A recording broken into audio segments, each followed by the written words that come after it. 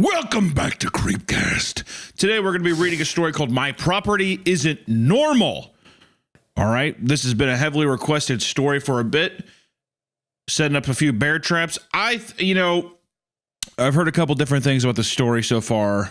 And I can't tell is this like an intentionally funny thing? Is this like a Tales from the Gas Station kind of meme, or is this supposed to be like a lone like a broadcast tower kind of thing where it's like, look, isn't this spooky, the things that are going on around me, or what do you think?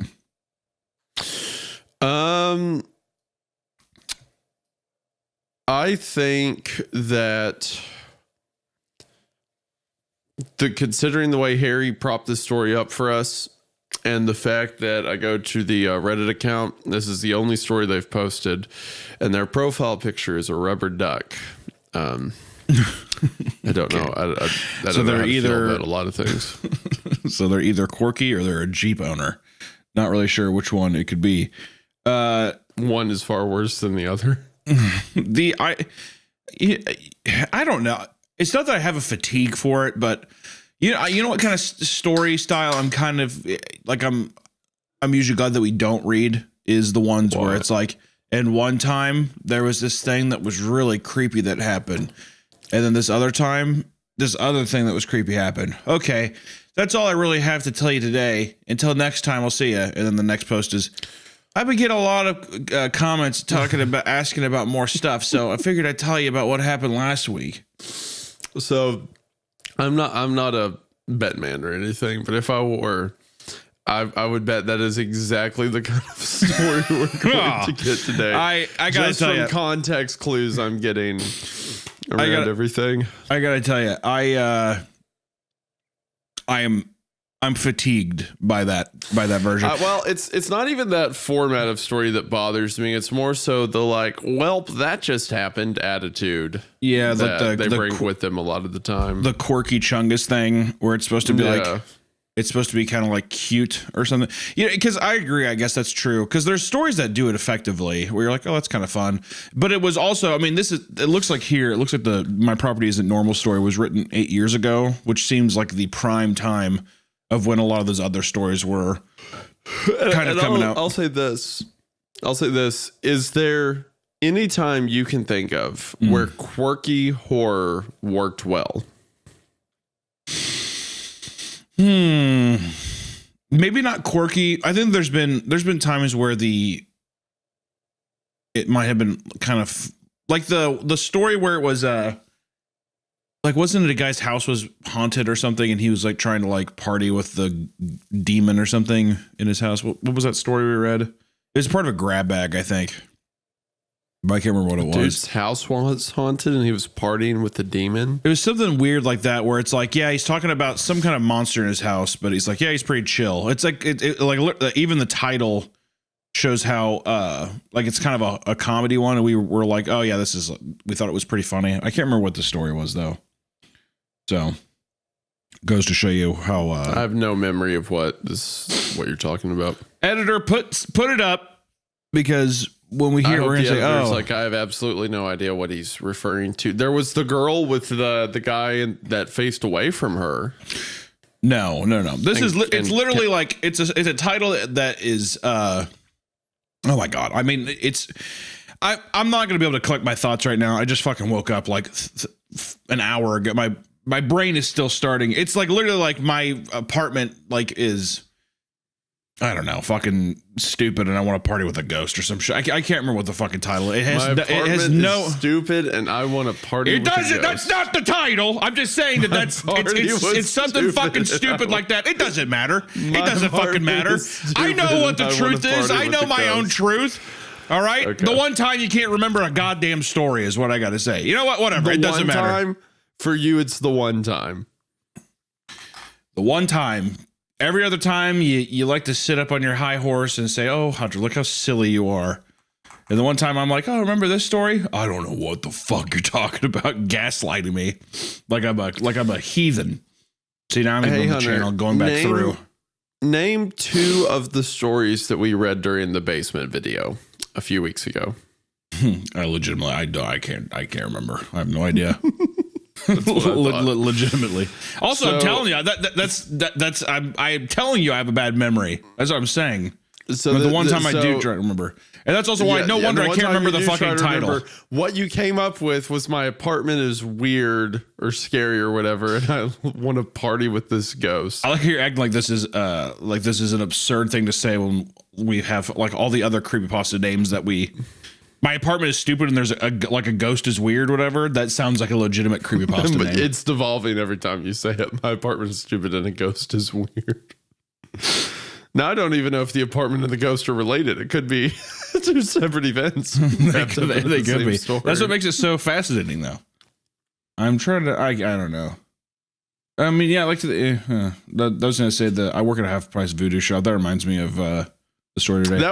We should actually consolidate this and quirky and was like fun. I think. No, but it wasn't that one. I think it was a part of a grab bag. I'm pretty sure. No, I'm just saying that the half price voodoo shop is a quirky horror that I think. I thought that one worked well. Yeah. It was very Goosebumps feeling. Yeah. I think that it worked well too because it built itself up to a fun ending. If I remember right, like the owner always being weird, you kind of knew that it was coming to that ending, but I don't know. Okay, well, you want to jump into it? Or by the way, thank you to our audio listeners on Spotify and Apple Podcasts. We appreciate you. And also thank you to our beautiful patrons who get extra bonus episodes on the side. So if you're interested on that, then consider going to our Patreon, listening to more stuff. Be sure to, this is the only story that Murderbird17 has posted to Reddit, but we'll have it all linked in the description. Be sure to support the original artist if you are interested. I don't see any offsite links for anything. Check out this amazing, someone did a comic based on their series. It's not them directly. And there's some fan art and stuff like that. But anyway, if you want to support the artist or the original writer and follow them and stuff, we'll have them linked in the description. Be sure to show some love. So with all that out of the way, Hunter, you ready to read My Property Isn't Normal? Yeah. I couldn't hear if you said yes or not. So I said yes. Yes. I'm going to assume you said yes. It's almost like I can hear his ghost speaking to me now. My property isn't normal. You could say I live in the middle of nowhere. I prefer to call it the middle of the wilderness, though. And after living alone out here long enough, I thought I would become familiar with the land out here and even get comfortable. But I never have gotten comfortable. Maybe used to this place, but never comfortable. Pretty sure I can hold my own out here for the time being, but even so, lots of weird shit happens out here. Glad to finally have a way to tell strangers who probably won't judge or call me crazy, though. I can already tell you, Isaiah, that I'm not going to like this story. Immediately, yeah, off the bat. I can already tell you with that exclamation point at the end of though. I can already tell you, this is it. This might be the one that pushes me over the edge. Well, we're here at the front of the gates to perdition. So do we abandon all hope? No. I mean, I'm here. We're here. Okay. I mean, like, listen, they asked for it, right? Okay. I'm just saying that it's going to be fine. This story has been requested an obscene amount of times. But what I've learned with our audience is they'll do that knowing how we're going to feel about it to stoke the flames. So whatever. But you know what? With going in with these low expectations, maybe it will surprise me. Maybe there will be stuff I'd like. Who knows? Back to the topic at hand. Weird stuff. I'll start with the first odd experience I had here. When I first purchased this land, I was really excited. There was already a house on this property that was the perfect size for me. Not only that, but it seemed pretty new. Like the former owners didn't stay around very long. Yeah, red flags, but how was I supposed to know how messed up this place was? Anyway, I move in without any issues, and within a week, I'm out on some of the trails that were already there, looking for deer tracks and other game trails. I'm actually having a pretty relaxing time until I swear I heard a baby say "mama" in the most stereotypical voice I've ever heard off in the distance. Mama! Mama! Now, like I said, I'm here in the middle of nowhere, so there shouldn't be anyone for miles. I just shook it off as me hearing things. 20 minutes later, I hear the same voice say mama again. Mama. Only this time it's 40 yards away on the other side of some trees and brush. Mama. It didn't even sound like a real baby. It just sounded like some disturbed dude. Mama. Of course, at this point, he's definitely on my property as well. I start making my way through the undergrowth. Then, when I'm sure I'm about to hit where he was, the brush clears out to a clearing and I finally get a glimpse of the man. He was butt naked and halfway behind a tree, and flaunting a huge smile while his eyes stayed kinda squinty. He was also pretty skinny, as I could see his ribs. Now, usually you hear people say that, at this moment my blood ran cold, but honestly mine didn't. I was looking at some butt naked crackhead trespassing on my property. He decided to let out another Mama.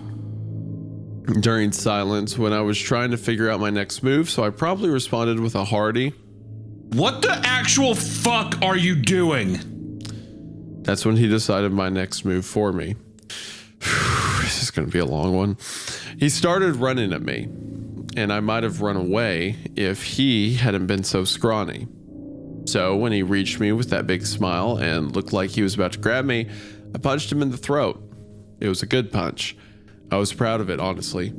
It would have kept any normal man on the ground for at least a minute. This is when I got the first hint that this wasn't a normal man.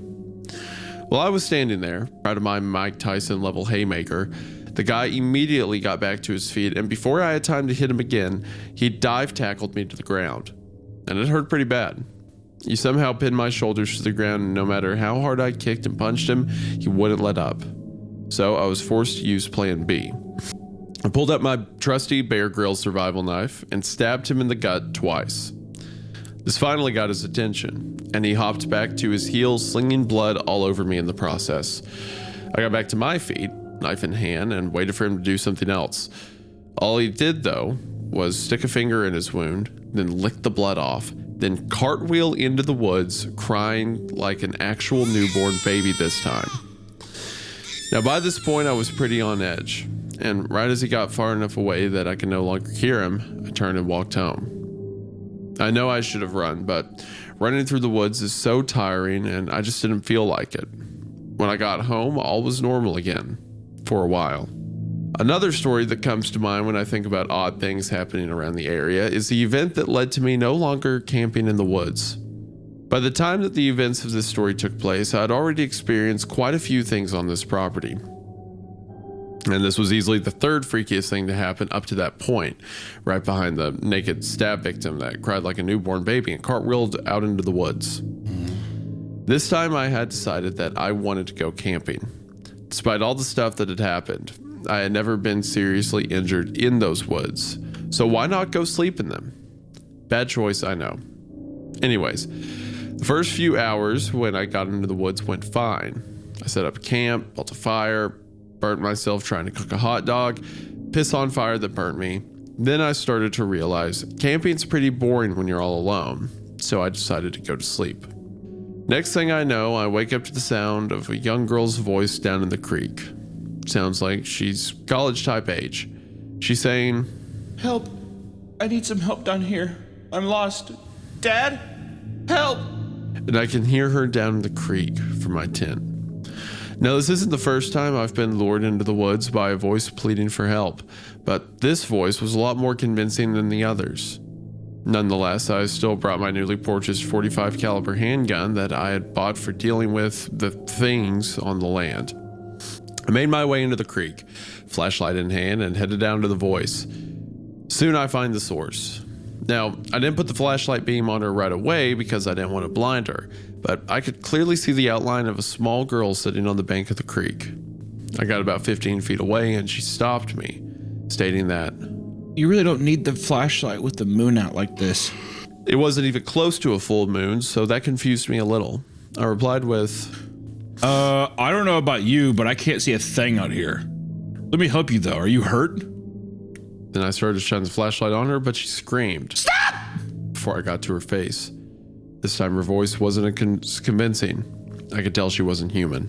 Now, what you guys need to realize is that I'm not a badass, and I'm not trying to sound cool or tough, but ever since something happened 3 years ago, same event that caused me to move out here, I don't respond to situations the same anymore. Maybe I'm not scared of death anymore. Maybe I'm mentally unstable. Maybe, gosh, maybe I'm weird. So can I just say something real quick? Yeah. We're under the same pretense that this is like a 5'8", 290-pound guy that wears like vest, fedora, fingerless gloves. Yeah, okay. Just making sure. We're both Kingdom Hearts chain, wallet. Yeah. Large DC shoes.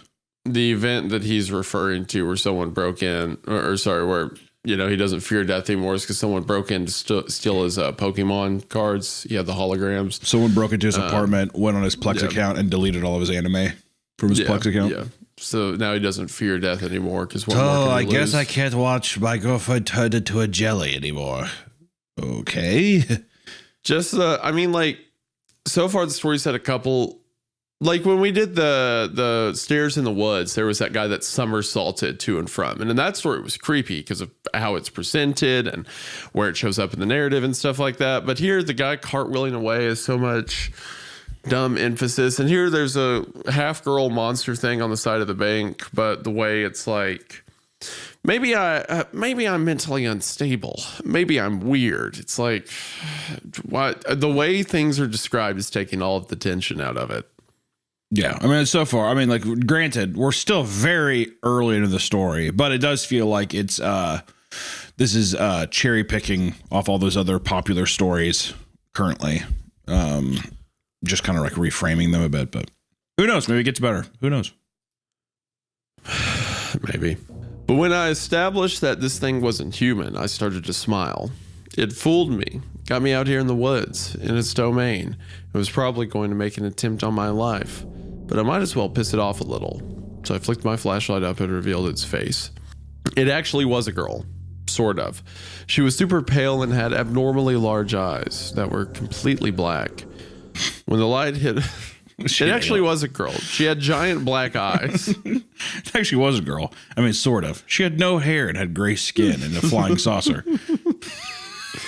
But girl, some would say. Yeah, I knew that she was gonna take my life, but I decided, what the honking heck? She was. I'm gonna frick this person off a little bit. The way it's like, I knew it'd probably make an attempt on my life, but I smiled. It's like, I know. But I smiled. Ripped in half. It brought me to its domain. It's like just a fucking morbidly obese guy just hitting a jewel.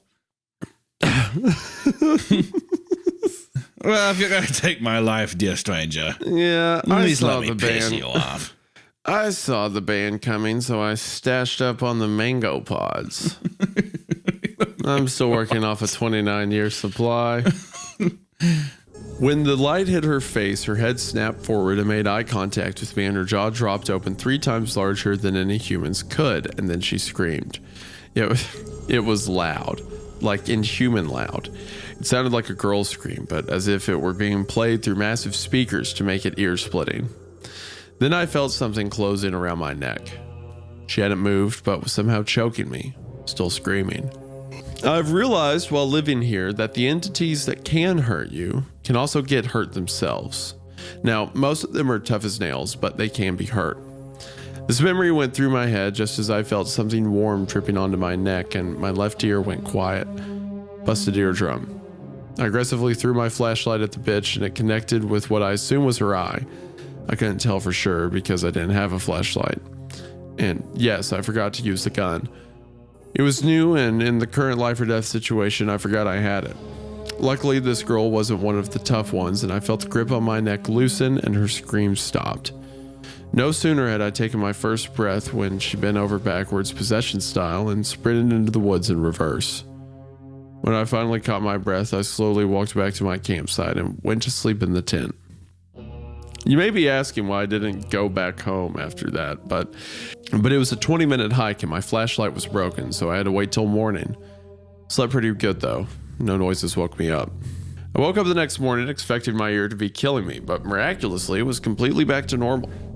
I later figured out that it was the lady in the tree who fixed my ear, but that's a story for another time. God. That morning, I just packed up everything and headed back home. Only thing that got messed up was my flashlight, so I wasn't even that disappointed in the trip. I still don't camp out there anymore because no matter how weirdly wired I am, that girl really did freak me out a good bit, and I'm sure she's still out there. I heard you. Did you groan at the mention of the woman in the tree? Yeah, because I was like, holy fuck, we're going to have to like read this until the We're point. going to have to read about the woman in the tree. Also, do you remember the woman that saved my eardrum? The woman in the tree? Well, I have a story for you. It's like part 7. You're like, oh, god damn, dude. Fine. Like, it's just, God. Yeah. But yeah, maybe it'll get better. Maybe it'll get better. It's okay. It's all right. I also thought that it's funny. He's like, it was a 20-minute walk back, and my legs were already pretty swollen. So I just had to sit down and call an Uber, but they couldn't come that far out. So I figured I should just wait till morning. This story is immediately better if you imagine that this is some like Discord mod stuck indoors who like thinks his like the woods around his house are haunted, but he's never been out there because he's not an outdoorsman. So he just writes about what might happen if he goes out there. The idea of a Discord mod having to live out in the country with his parents or like his grandparents or something or whatever, like whatever property it is, you know, and he's like, luckily they have fiber, so I'm still able to game online. And you did something like that. And then it's all the weird shit that's happening, but he's mostly just concerned with like his Discord kittens or like moderating his chat. So he really doesn't give a fuck about any of the things going on around him. He's like, I got to get back to my server. Like that would be a funny story. I would enjoy that. I mean, feel free to ad-lib those in with this guy. I feel like it'll fit. You know, what is satisfying to me is for as much as me and you hate this, there will be an amount of viewers who equally hate it. As there will be an equal amount of viewers on the other side of the aisle who suggested this story in the first place, knowing what it would do. So we gotta. Maybe there'll be stuff that comes out of it, but currently the language is killing me a little bit. I'm not going to lie. It's also too early in the morning for me to really like fake it that much or be optimistic. So we're all going to die, and it will hurt. And be currently we're all burning in hell, but I have to hope that there's a ladder to escape soon. I hate the comments that are like, do they not vet the stories? But they should have quality control. That would completely dismiss what we're trying to do, which is going blind on these stories. All right. Yeah. What am I supposed to do? Read the story first. I feel like every story should be perfect. Like, no, fucking almost all of them are going to suck.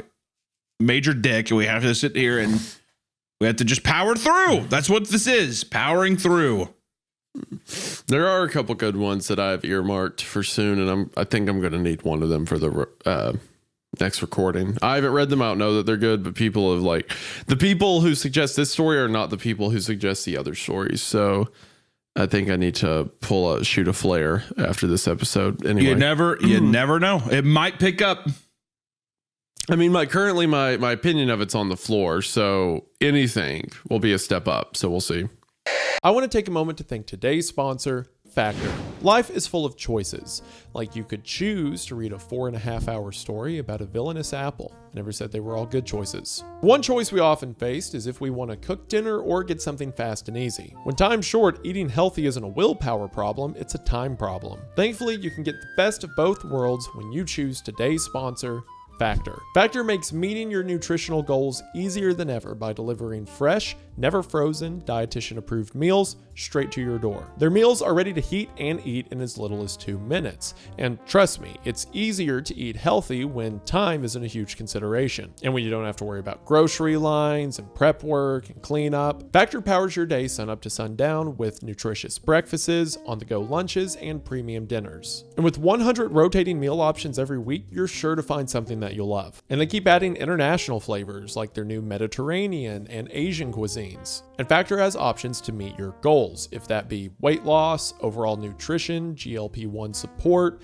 keto-friendly, whatever. If you're eating a nice quinoa or a Santa Fe style chicken bowl, you're sure to like whatever you get. I used to be picky about what Factor sends me, but at this point, bring it on. I haven't found something that I haven't been into yet. Also, the 4th's coming up, so why not get something like a steak or a Buffalo Ranch burger? That's what the forefathers died for, right?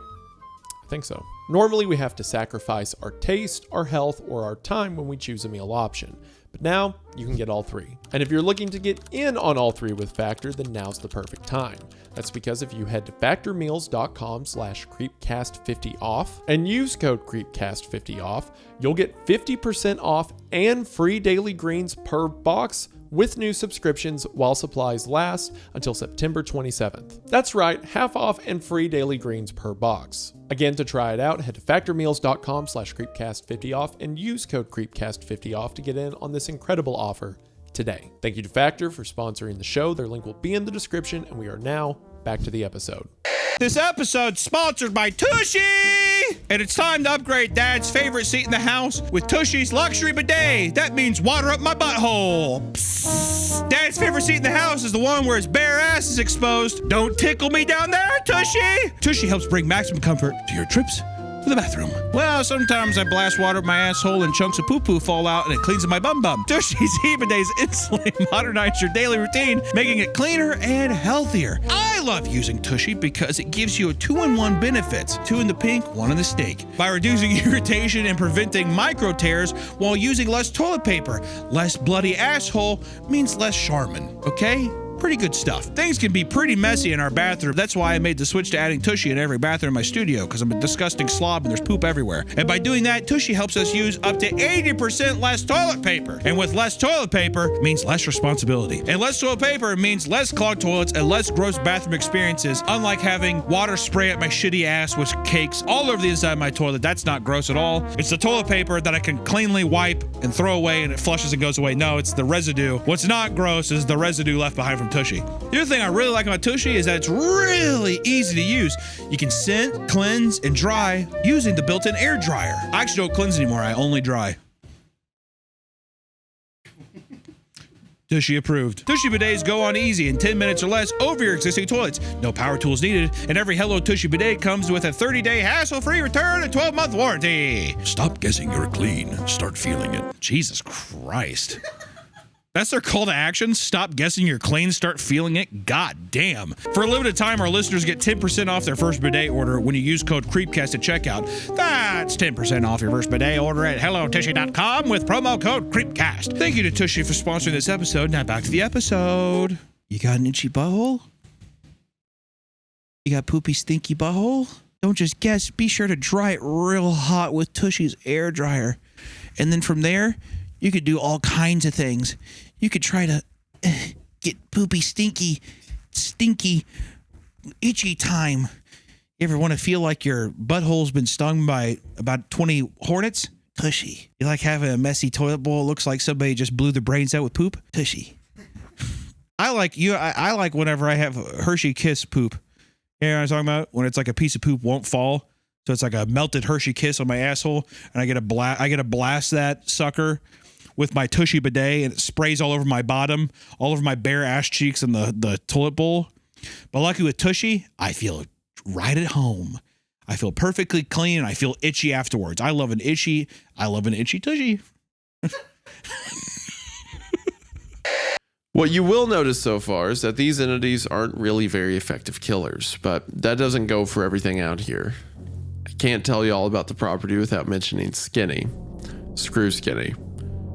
I understand that skinwalkers are a common topic on the horror scene at the moment, and from what I can tell, I think that's the creature I'm dealing with. But I could also be wrong, because if this is a skinwalker, it's advanced to another level.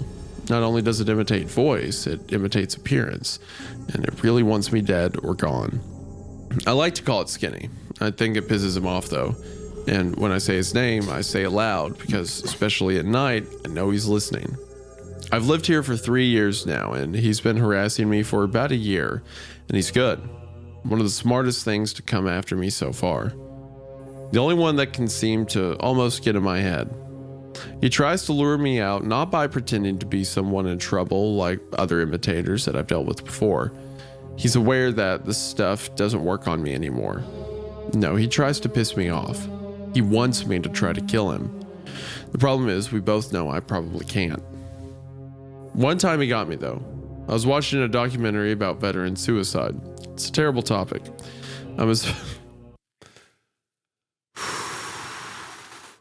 I'm a supporter of the armed forces, and I think it's terrible that our government doesn't take better care of the vets that risk everything overseas so we don't have to. They were doing a slideshow of men who had unfortunately lost the struggle with their own demons. I had to look away for a second because this one guy that appeared on the screen looked too young and happy to have gone to this dark of a place. He was mixed race from what I could tell, athletic looking, and had a big dimpled smile on his face. When I looked away, I'm suddenly staring at the same kid outside my window. Same smile, same build, same uniform. One difference. Across his forehead was the word failure. I instantly knew it was Skinny. He wasn't trying to imitate this kid, he was insulting him, and he finally struck a nerve. The character we talked about this being getting like fired up about stolen valor is awesome. That is kind of funny. I can take anything, dead kids or whatever, but stolen valor is one thing I draw the line at. But Skinny.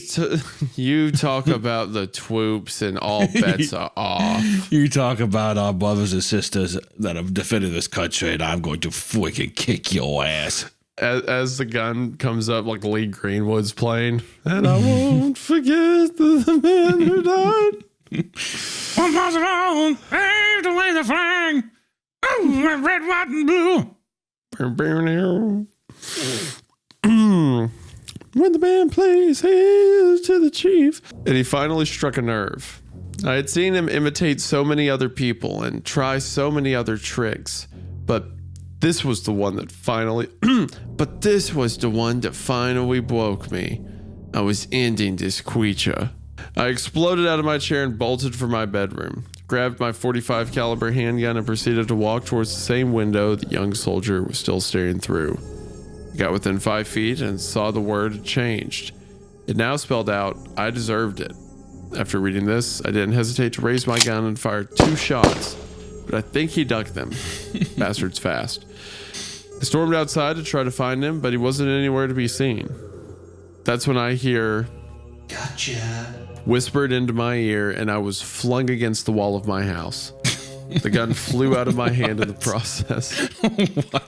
What? How? Was he it? Oh, so he was, okay, he's next to him, sorry. They're doing anime moves on each other. Yeah. Yeah. He's like throwing him. And after that, it says the gun flew out of my hand in the process, broke 2 ribs and dislocated my shoulder. So he's in an unimaginable pain against the side of the house. For sure. I was a dead man, and he knew it.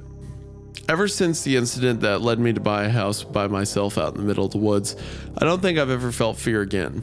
Something's wrong with my head, but I did feel defeat. I fell for this trap. Just like Mark Wahlberg in that movie Lone Survivor about those brave soldiers traversing down the hill. And the story of just like those Marcus, heroes, Zero Dark 30, when they decided to kill Osama bin Laden. And the story of Marcus Luttrell is definitely real and definitely wasn't hammed up for Lone Survivor. And if you ever say that's not how it went, you'll frickin' piss me off. What troop were you in? Yeah, cell phone out. Isn't it funny? Instead of pulling the handgun out, he pulls out a cell phone and he does, "What's your troop number? What is it?" Yeah, exactly. Fucking asshole out here doing stolen valor. It's like that Smiling Friends bit. It's like, dude, are you doing blackface? It's like, no, it's not blackface. It's just my normal face. This is my normal face. Yeah, what the fuck? Yeah, a bunch of guys show up in the woods and they're like, "Hey, this guy." Yeah, it's a veteran, like a veteran with a shopping Was this cart. dude making fun of Mark Wahlberg? yeah. You think that's funny? Making fun of Mark Wahlberg like that asshole? That guy's a hero. I'm trying to scare this guy in this house. Yeah. So what the fuck are you doing out here? Impersonating Mark Wahlberg, man. What? No. Yeah, the happening. What are you going to do? Kill me in my sleep? What? No. Ma'am, what? No. Yeah. That's what the Skinwalker's doing on the front porch. Oh. Just, I mean, part one, man, he's so fired up about stolen valor. He has to shoot a skinwalker. Gosh, dude. It's awesome. Good for him. I feel like at first I was worried because Harry told us going in, he was like, you guys are going to be upset.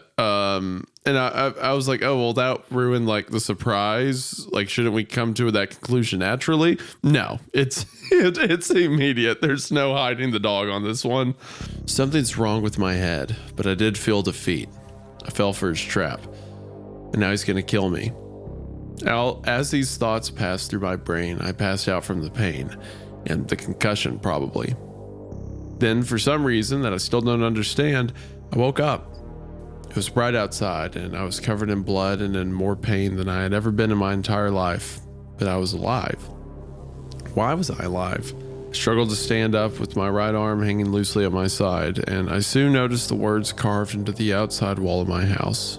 Next time, screw skinny, whatever. Ever since I got back from the hospital, I told the doctors I fell off a roof. I've been trying to find ways to deal with or kill a skinwalker, if there is a way, or if he's even a skinwalker. He beat me. I'm usually pretty lighthearted with most of my experiences, no matter how intense they are, but I just can't win this one because if I lose to Skinny again, I guess I'll be signing off for good. Be careful out there, and don't be fooled like me. There isn't always a next time. But hey, not dead yet, so maybe there will be a next time. I plan on writing down more of my experiences in the future, so keep your eyes peeled for those. Until next time, Cole signing off. Okay. Sometimes, what's interesting is sometimes I think people enjoy this too. Is you read something and then the first part you're like, oh, that's fun, and then it starts devolving over time, right? And you're like, okay. To where you at least start with an idea, like a fun idea. This feels like it's like pulling teeth right off the bat. You know what? It's besides all the quirky stolen valor, Chungus, not even Chungus, but just like guy being like, it's Chungus. Chungus. I guess I usually am scared, but I think I just mess with it a little bit before I die.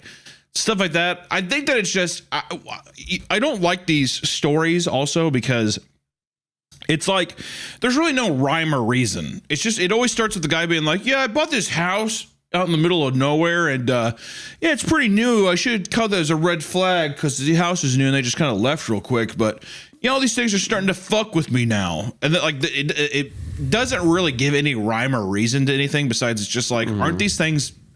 Well, look how evil these things are in the woods, in this particular part of the woods.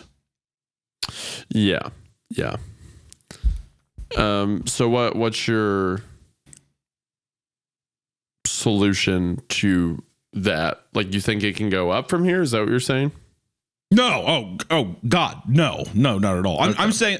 I'm saying that I think a story or the hook of a story, which to be fair, this is no sleep. It's just a Reddit post, but if you were constructing a multi-part series where you are trying to unveil maybe why these things are happening, I think one, I also don't care about the character at all. I think one thing that's important is establishing just a strong character. Why are we following them? Why do I care about this guy? What is the current state of our characer in at the beginning of the story? His mind's messed up because of the thing that made him move out to the woods. Yeah, that's true. We've alluded to something, but I guess it's there's nothing I don't really feel like I know the character at all in a way where you're like, oh, that's interesting. I want to see what that is. It's just a little brief thing with by the way, I moved out here because I'm kind of screwed up over something that'll happen, and I'll tell you that later. I'm a little flicked up right now. But the entities being something where it is just simply, man, I moved here and there's a lot of weird stuff happening. There's really no rhyme or reason for it. I think that's also why a lot of this stuff feels kind of random and not really, I guess, earned, or it doesn't feel like I'm oh, that's a fun, it doesn't make me want to play along, I guess. Because you're probably, I think you can do the Chungusy humor thing as long as the base level story is if from getting A to B is well thought out and fun. There's themes like that in Tales from the Gas Station and the The Watchtower one. What can I think right now? Broadcast tower or whatever. The Lonely broadcaster. Lonely broadcast. Yeah, lonely broadcast station. Yeah, that one. I think there was also stuff with the like some of the humor being a little goofy and stuff, but it worked because everything was pre-established and the characters were pre-established, and I think both of those was interesting. Like the people that went missing and the stuff. I was interested in the story, but here it starts off with the whole like, you don't want to know what I've been through. Well, yeah. I mean, there's like there's simple things too about there's simple things about the other two that are interesting as well. That it's like, one, their jobs, which even if you could just be like, well, just quit the job.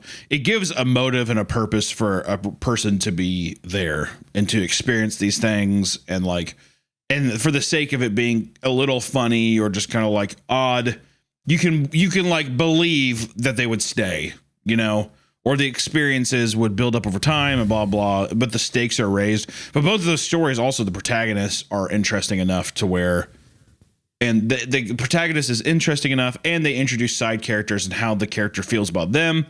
You just get to know more about the character and what they're thinking, versus this is just him. The only thing we found out so far is that he's a total badass and he doesn't take care, and he does not appreciate stolen valor. That's the one thing he refuses to joke about. Joke about my own life, which I do, but don't you dare joke about the troops. That tone, the stolen valor thing, did kind of give me that was like a life preserver in the ocean. Like it is, and I hope there's more of it. I hope every part of this devolves into him being upset about a skinwalker pretending to be dead, like I guess troops, to make him upset. About the troops. Yeah.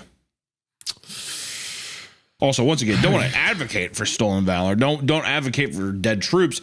I'm just saying, as a concept for a horror story, it's very funny. Advocates for the death of troops, and also I could see people taking what I said and running away. I'm just clarifying, making sure people know.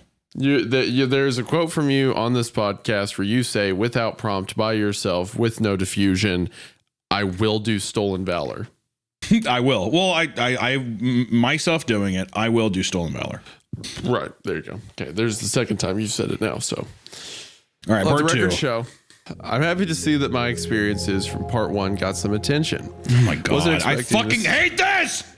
Fuck. You know, I hate this so much. That actually makes me pretty happy because that is exactly what you said. God damn it. Every time they do this. My bear trap went off like that was a ding, ding, ding winner. It's also your bear trap because you said I hate the whole. Yeah, I got attention. Here's some more things about it. Blah blah blah. Wasn't expecting this stuff to actually get any traction. I'm mainly here to vent, and I have a place to catalog the stuff that happens around my house. People also seem to enjoy the part where the naked dude attacked me, then cartwheeled into the woods, crying like a baby when I stabbed him. Still not sure if he was human. Now I feel obligated to tell more of my experiences. Also, feel free to leave any questions you have, and I will try to answer them in the next post. That being said, if you haven't read part one, I suggest you go back now and read it. I'm going to tell the following experiences as if you already know about the other experiences I've written about having on this property. This place is not normal after all. It takes some getting used to. Now that the intro's out of the way, I think we can start with Camo. Camo is a nuisance. First time I came into contact with him was during the first white-tailed deer season I had on my property. Now, I'm a hunter, but the program that is helping me after the incident said I wasn't allowed to have guns because the noise draws too much attention. Bullshit. I live in the middle of nowhere and there isn't anybody else for miles, unless you count the Chosen, but I'm pretty sure that the program isn't worried about them. Luckily, the lady in the tree hooked me up with the .45 caliber I now have in my possession. But I didn't have it upon first meeting Camo, unfortunately. I hate if I hear .45 caliber one more time, I will take a .45 caliber to my own fucking head. Well, Hanya, that's the caliber the troops carry. Also, what do we get? What do we get by not just telling the viewer what is 2 world wars? What do we get by not knowing what is wrong, or at least like him keeping his past of like the incident. The whole point, Hunter, is like, oh, it's intriguing. Isn't this intriguing? Don't you want to learn more? And no, I don't. Intrigued? No, you know what? If anything, is at least have the character like lean into it or something, or just be like, I couldn't possibly. Like, I don't know anything about this character to have him be like, the thing in my past. Don't worry. He doesn't seem bothered by it. I think is the problem. Is how it comes off of. He doesn't seem like he's No, because Hunter, again, you have to imagine this is a Discord mod in the middle of the woods, but won't go into them, and imagining himself as a cool guy. I had to take Zoloft because my unlike kitten refused to date me. There you go. Now you're talking. Now you're in the sweet spot. I first saw him when I was walking towards the ladder stand I had set up on a tree to watch deer, since I could no longer kill them. And yes, I could have a bow, but I'm shit with a bow. I would risk just hurting the animal. I don't like the idea of an animal that is suffering because I'm imagining from your description like a 300-pound dude. I'm imagining like he climbs up to the stand and it just collapses. I don't like the idea of an animal that is suffering because I couldn't make a shot that would kill it instantly. Now, as I approach my stand, I notice a figure already sitting in it. It's about the size of a regular human. He was dressed in full camouflage, pants, jacket, boots, hat, face mask, and backpack. He actually seemed like a regular person, which I hadn't seen any of those in the woods for an entirety of the 4 months I'd been living there. The things that live on this property are generally more extreme. But no matter how relieved I was to see a proper human for once, he was deep in my property and hunting in my stand, heading him to leave. I reluctantly shouted over to him. Hey! You ain't supposed to be here. Time to go, dude. Now I was about 75 yards away and to his left, but I yelled plenty loud for him to hear me clearly. He didn't flinch. He stayed facing straight forward like a statue. What a prick. Look, try to be creepy all you want, but ignoring someone like that's just rude. Oh, God. I know he hears me. Fuck you. Fat fuck. I know he hears me. I have reason to believe he was just trying to freak me out because I've made him break character before. So after... I can't even describe what this guy looks like in my head at this point. It's like he has one of those ear flap caps, you know, with the flaps tied around under his chin. And he's got like a fishing vest that goes halfway down his chest. And then just, he looks like an ice cream cone beyond that. Just... Yeah, size 5X shirt, and then he has his Dark Souls t-shirt that's he has like a 26 waist stretched. Like the bow, he's laying the bow on his rolls, but because of the way he's shaped, it's like his arms are straight out with the bow and the arrow. He has the bow over his body, right? But the bow is like bending to the point where you hear the wood starting to creak because it's like it's stretching the material so much, and it's really pressing into, and it's very uncomfortable. And his Game of Thrones Winter is Coming shirt that's like 2 sizes too small. yeah, that's it. He keeps doing the shirt pull thing. Like dude, yeah. Which I do that even just sitting down. I mean, that's a very real thing. Once people started figuring about the shirt tug, all of fat humanity collected together and they're like, we have got a problem. DEFCON 0. We are in the red right now. Well, I never thought about it until people started pointing it out, but I saw there was like a video of this dude, like a heavier guy on a moped that got hit by a truck. Oh yeah, and this guy got thrown. And as he's rolling, you can see him pull the shirt the shirt tug. I'm telling you, it happens. That's the worst part is when any fat person falls down, it looks catastrophic, and they always have to do the shirt tug. I'd rather look like a fucking idiot getting hit by a car than have someone see the fucking underside of a peanut. That's like what the bottom of my stomach looks like. Like, I'd rather have my fucking skull split open on the concrete than have someone see that the fucking circus peanut under my shirt. So after I yell and he ignores me, I start getting impatient. I yelled the same thing at him again, a little louder, and still ended up with the same response. What a dick. Now I'm livid because he's making me ruin all my chances of seeing deer this afternoon by making me yell at him. So naturally, I started a brisk stroll over to tell him off to his face or maybe kick his ass. I already noticed he didn't have a rifle, so I just assumed that he was watching like I was planning on doing. Of course, he could have had a concealed handgun, but I'm a dumbass, so I didn't consider that. Then I heard the crunch of something under my foot, and the sudden sound of rope sliding across the surface at high speed. I froze for a fraction of a second. Did you say rope? Did you say rope or rope? Okay, I could have swore I heard you say rope. I was like, oh my God. Careful. The sudden sound of rope sliding across the surface. God. I froze for a fraction of a second, and before I could speak out an oh shit, I'm hanging upside down from my ankle. Yeah, right. There's a loop around my leg that held me suspended 7 feet off the ground like a damn cartoon. Yeah, right, dude. There ain't no rope holding this big boy. You kidding me? Yeah, fucking right. It's like deep sea. It's like deep sea, like boat, like those giant thick ropes. It's the only thing that's holding them. Yeah, it's like there's a ship anchor over in the trees. Yeah, a Carnival Cruise airline or a Carnival Cruise ship's anchor is on the other side of the tree falling.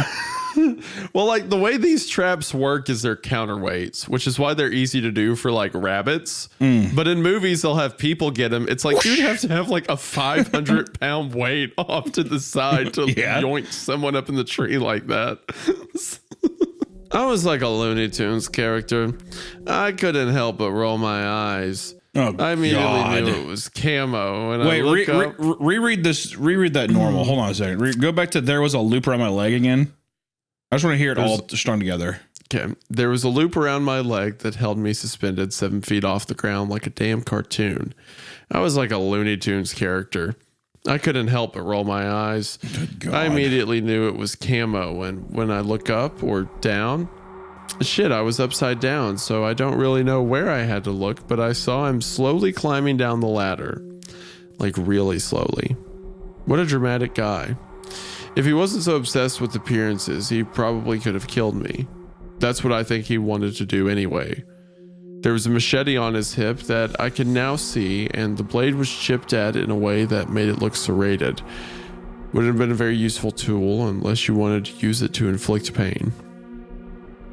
I think the biggest flaw with Camo's trap, though, was that he didn't account for the fact that 99% of people who live alone in the woods learn that carrying a large knife at all times is a necessary thing if you want to stay alive. You know what's funny about this? It is obscene to imagine like a young, fit, well-to-do guy in these situations, right? Like the whole like the stolen valor thing. Like imagine like a D1 football player getting like, now the skinwalker's making fun of the troops, you know? Like it's so beyond the realm of what you could put together. So the story forces you to imagine him as an like overweight, socially maladjusted person. So then every line he says afterwards just sounds so like, oh, what the flick? As he's upside down, as he's hanging upside down, I'm just imagining he's breathing like a pug. And whenever he fell down, his sleep app machine fell out of his out of his back jacket, and it's on the ground right now. And he's like, okay, gotta have trouble sleeping at night, I guess. Yeah, gonna have to get another one of those. I wish I could tell you that I did a flip after I cut myself down and landed on my feet like some sort of badass, but I didn't. I landed on the back of my neck and my vision went dark for 15 seconds, which I...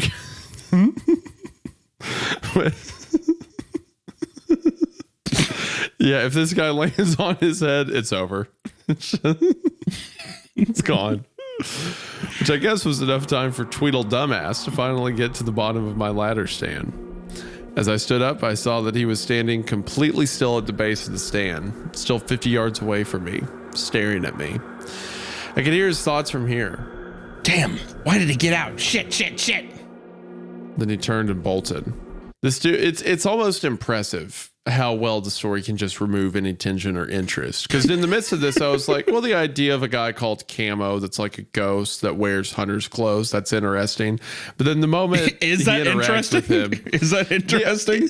if you had the story, because like if you were full head to toe camo, you can't see the person at all. So I was almost imagining like an invisible man kind of figure, like a ghost that just looks like hunter's clothing walking through the woods. And if it's never speaking and it shows up in hunter's positions, I think conceptually it'd be interesting outside of the story. But then the moment we interact with it, it's just this. It's just like everything else is. Which that leads me to ask, like going back to the Quirk Chungus thing, like what purpose does that serve in a story other than to damage it? You know, I like that every enemy so far has turned and bolted. Everyone has run away. It's been a big thing. Yeah, because they would just kill him if they didn't. Yeah, or I have no idea how to remove the other tension. So either I black out or they run away. Yeah. I either pass out or they run away, because if they stay there with him, then they could just, kill him and it's over.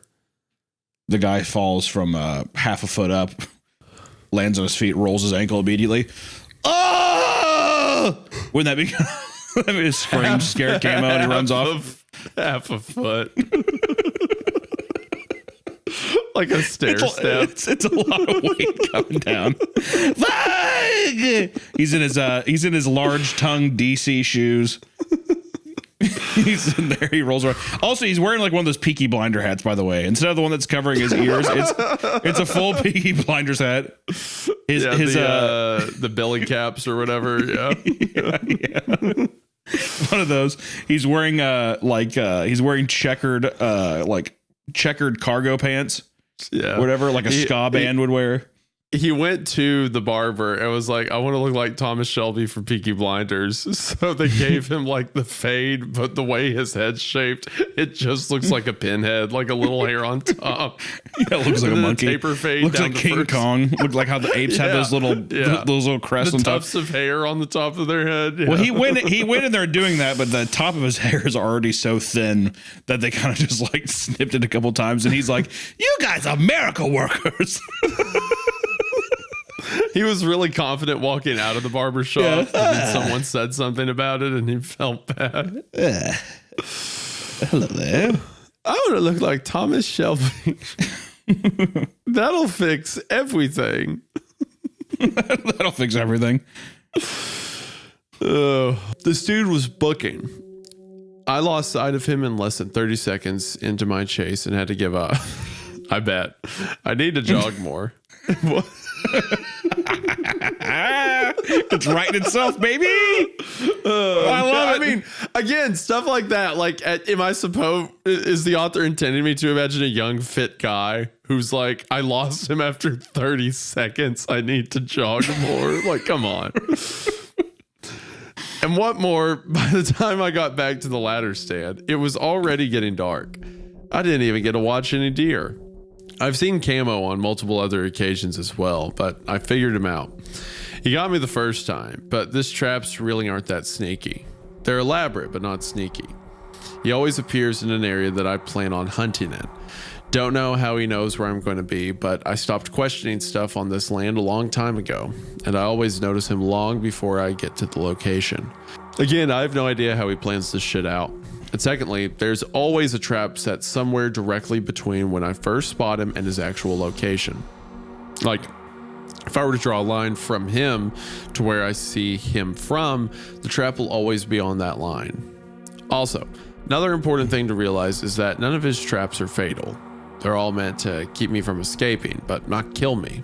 They do hurt though. One time I almost stepped in a bear trap he had set out, and it for sure would have broken my leg had it got me. Just cuts to his non-fatal, swollen purple calves. He does step on it, and it's just like the bear trap has no distance to move, so it just like doesn't do anything. Yeah, it stops. His leg fills up the entire bear trap. Yeah, his swollen foot fills it. Yeah, he's like, "Damn you, Camo!" He's like, diabetic socks are stopping the bear trap from piercing his skin. His compression socks are saving him. Yeah. I love that idea. Camo didn't take into account my Dollar General compression socks. Camo doesn't know I'm built for this. Yeah. Camo doesn't realize I'm built different. Camo doesn't know the wrath he called down.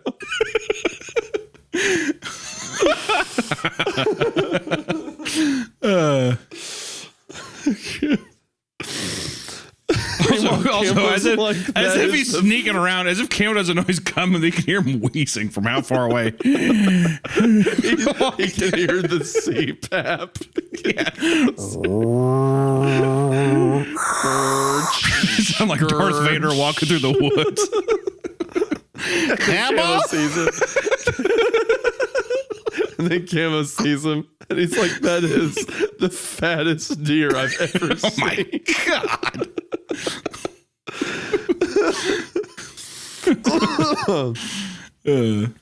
This non-fatal part was his downfall. I figured out that he didn't want me to die in a trap. He probably wanted to do the deed himself, or maybe do something else, but he really didn't want me dead in a trap. So all I had to do Oh my God, move on from it. Die in a trap, right? Who cares? Move on from the There's trap. been like 3 of those paragraphs where he says the same thing over and over again. God help me. Good Lord. Someone kill this fat bastard, dude. Good Lord. Don't worry, Hunter. Because after the lady in the tree hooked me up with the 45 over a year and a half ago. Oh my God. One of the first problems I wanted to solve with it was the creator of the various nets, ankle snares, and holes that attempted to contain me many times before. The hole just plumps down. He looks like a fresh baked oven. He looks like a fresh baked muffin and coming out of the oven. It's like his upper half. He's like, dang it, Camo. God. He's just firing off shots from the hole halfway in the ground. He has his giant Minas Tirith Lego set there. He's like, Camo! And I knew exactly how I was going to do it. One of Camo's recurring traps was just a large 11-foot deep hole covered by a large amount of suspiciously patterned sticks and leaves that could literally be seen 100 yards away. I just had to wait until he used this trap again. After a swinging log that I think was supposed to knock me out, and another net that was meant to land on top of me. I might add that it was made of wire, so I couldn't cut through it, but it also had a glare from the sunlight that made it impossible not to see. I finally came across the trap I was looking for. 4 weeks after I got the gun, I find myself walking towards an 11-foot hole trying to pretend I don't see it. Suddenly, I start falling. I was ready for the fall and let out a loud yell as I traveled downwards, and as I hit the ground, I stayed as quiet as possible, which was hard considering the broken toe and dislocated... You see what I mean? Like, no. If he was capable, he wouldn't have broken his toe and dislocated his knee from the drop down. It was a far drop. A far 3-foot drop into the hole. Yeah, a far half-foot drop. Screw Camo for making me do this. I army crawled over to the side of the hole and laid my head against the side to make it look like I'd broken my neck. Then I waited. Took 15 minutes for that little prick to dramatically make his way over to me, but I heard him walking up to the edge of the hole. I obviously had to close my eyes to appear dead because I couldn't run the risk of blinking, but I almost smiled when I heard Camo mutter to himself, "Oh shit, no. They're gonna be so fucking pissed." I took advantage of the moment and quickly opened my eyes and whipped out the pistol, firing 3 shots at him as quickly as I could. I missed with all but one. Literally, just like bam, bam, bam, closing his eyes, can't aim, just... The bullet that met its mark put a hole in Camo's shoulder, and he let out a garbled scream of nonsense and gibberish. Something along the lines of, You piece of fucking, I can't believe that ass fucking you shit. Ah! He did end up running away, but as he ran, I heard him say, Fuck this, dude. Oh shit, I'm fucking done. I was laughing my ass off. Imagine him laying on his back, his big belly jiggling. He's like, winter is coming. Pulling out a little Debbie oatmeal cream cookie from his back pocket. It's still laying on the ground. Opening the wrapper. It's also just funny to imagine someone who, like, there's multiple entities in the woods trying to kill him. He can't explain, and he still just goes into the woods constantly for no reason. Yeah. Why? There's no reason. I mean, well, we haven't figured out his super dark and deep seedy past to why he can't. Let's move. throw a bear trap out right now. Do you think he gets a girl at some point in this, or like the lady in the trees, like a siren figure, Lady of the Lake sort of thing? I think she's a. For some reason, she's a hero. I feel like he's probably a vet of some kind, and he had something happen where he broke down, maybe trying to save someone or something like that. So maybe she's like an entity that knows he's a good deed, or like she's a tree spirit that knows he's a good soul or something. I don't know though. Yeah, I reckon it'll go in a similar direction. I don't know how yet, but something like that. I feel like what I was getting at is I feel like there's going to be a waifu element in here somewhere. God, I hope. At some point, there's going to be like an attractive woman that like sees, even if it's a spirit who sees the good in him, kind of thing. Yeah. You're not like the others. You're not like the others, are you? Yep. No, ma'am, I am not. Till I realized I was severely injured and had to climb out of this hole. Good thing it was daytime, though, or I might not have noticed the black rope that Camo had lowered into the hole while he was cursing himself for killing me. I somehow managed to pop my knee back in a joint based on shit I had seen earlier in life. And climbed out to limp my way back to the house. That was such a good day. Broken toes are expensive to get treated, though. I bet you'd know. The best part is that I haven't seen Camo since that day. It actually worked. Wish I could pull something like that off with Skinny. Another thing that I guess I need to explain to all of you readers is the lady in the tree. I've mentioned her a few times now, and at least some of you are probably wondering about her. Honestly, don't know much about her myself, but she is hands down the best thing on this property. My first experience with her was when she healed a broken eardrum that I had suffered when meeting what I think was a banshee down in my creek. It was busted when she screeched really loud. And dude, we just read that. Sleep. Yeah. God, it was one part ago. He'll describe it. Don't God worry. Damn, get me out of this fucking hell. Holy shit. Don't worry, it's only part 2 of 9. Oh, Hunter. God. 9. I woke up perfectly fine the next morning. Almost thought it was all a dream until I saw the blood still on my pillow and the broken flashlight that I had used in personal defense. Well, I guess this was the first time it affected me directly, but not the first time she had helped me out. The true first time I didn't realize was her until last night. It was the gun. The gun that I talked about purchasing in part 1 wasn't really purchased. We know because you told us that the lady in the tree gave it to you. Why tell us in the what doesn't make sense is you told us that in the first part, right? Yeah, well, and also it's somewhere. It was either the first part or in this part. It said that the lady gave it to him. Yeah, so why even lie about that in the first part? Like, why not just say, "Hey, the lady in the tree gave me a gun"? Well, Hannah, I didn't want to lie because I just wasn't willing to admit that I looted it off an old corpse, and I had found in an abandoned log cabin in the back of the property. So there you go. This is an example of how sneaky she is. I only started to wonder if it was her doing while I was recording the first set of these stories, and I started to think about how good of shape this gun was in. Of course, it was a little dirty when I found it, but it was also in perfect operating condition, and I figured that the skeleton that was clutching it didn't need it anymore. But hell, at this point, I wouldn't be surprised if he came to life each night.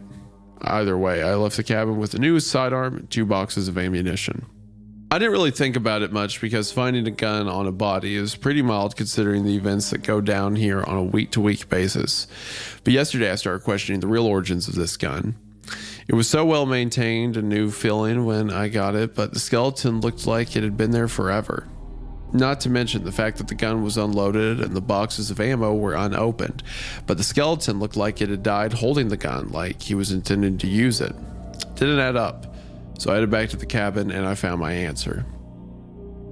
Everything was the same when I got there as it had been over a year ago.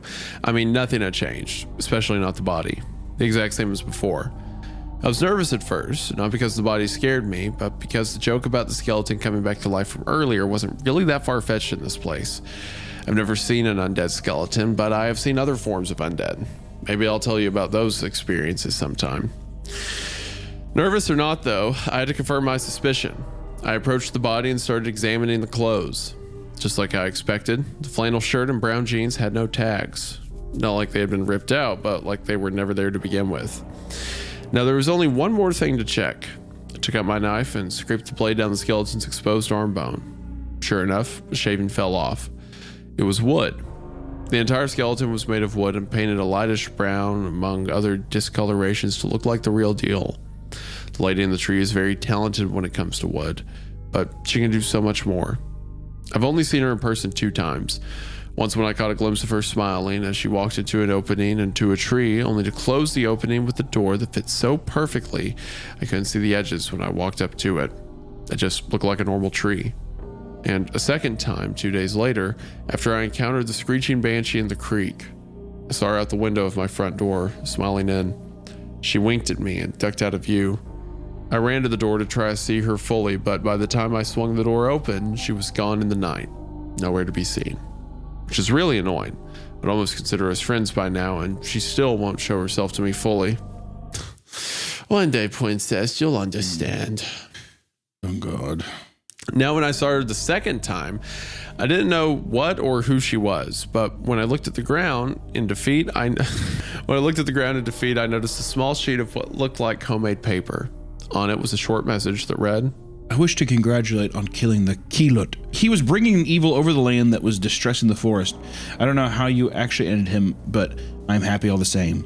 I've seen you roaming, and I am certain you have seen me. We work towards the same goal, cleansing this land.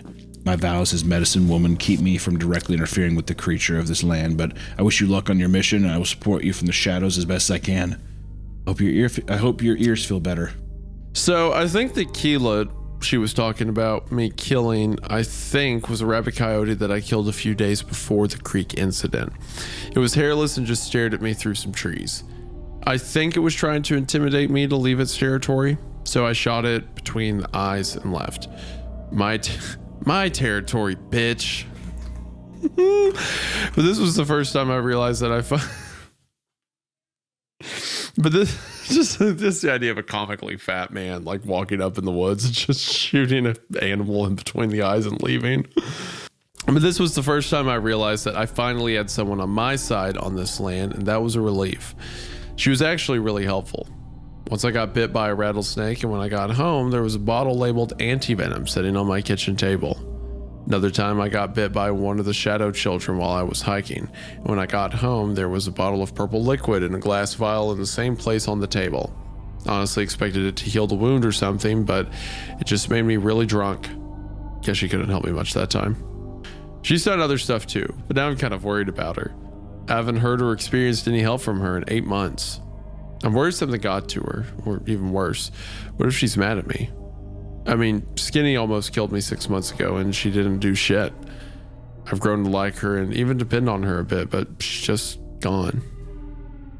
I think I'll call it quits for this post, but hopefully I can stay alive long enough for the next post. The hunt for Skinny continues, and if you don't know who that is, shame on you for not reading the first post before now. And if you do know who that is, I appreciate any suggestions you have for killing him. See y'all next time. Cole signing off. End of part 2, and I'm just going to read you the comment on this post. Someone said, I've been following this story, and suffice to say, am not disappointed. Maybe the lady's ignoring you because you've been investigating her too much. So she does sound shy. I hope she's okay, though. As for the Skinnies, I'm thinking of using the same kind of alluring tricks as theirs. Use recordings of your own, making it sound like you were in distress, and set traps alongside their traps. Or place traps on your own in totally different locations, but make yours as damaging as possible. I hope the Skinnies don't see you setting them.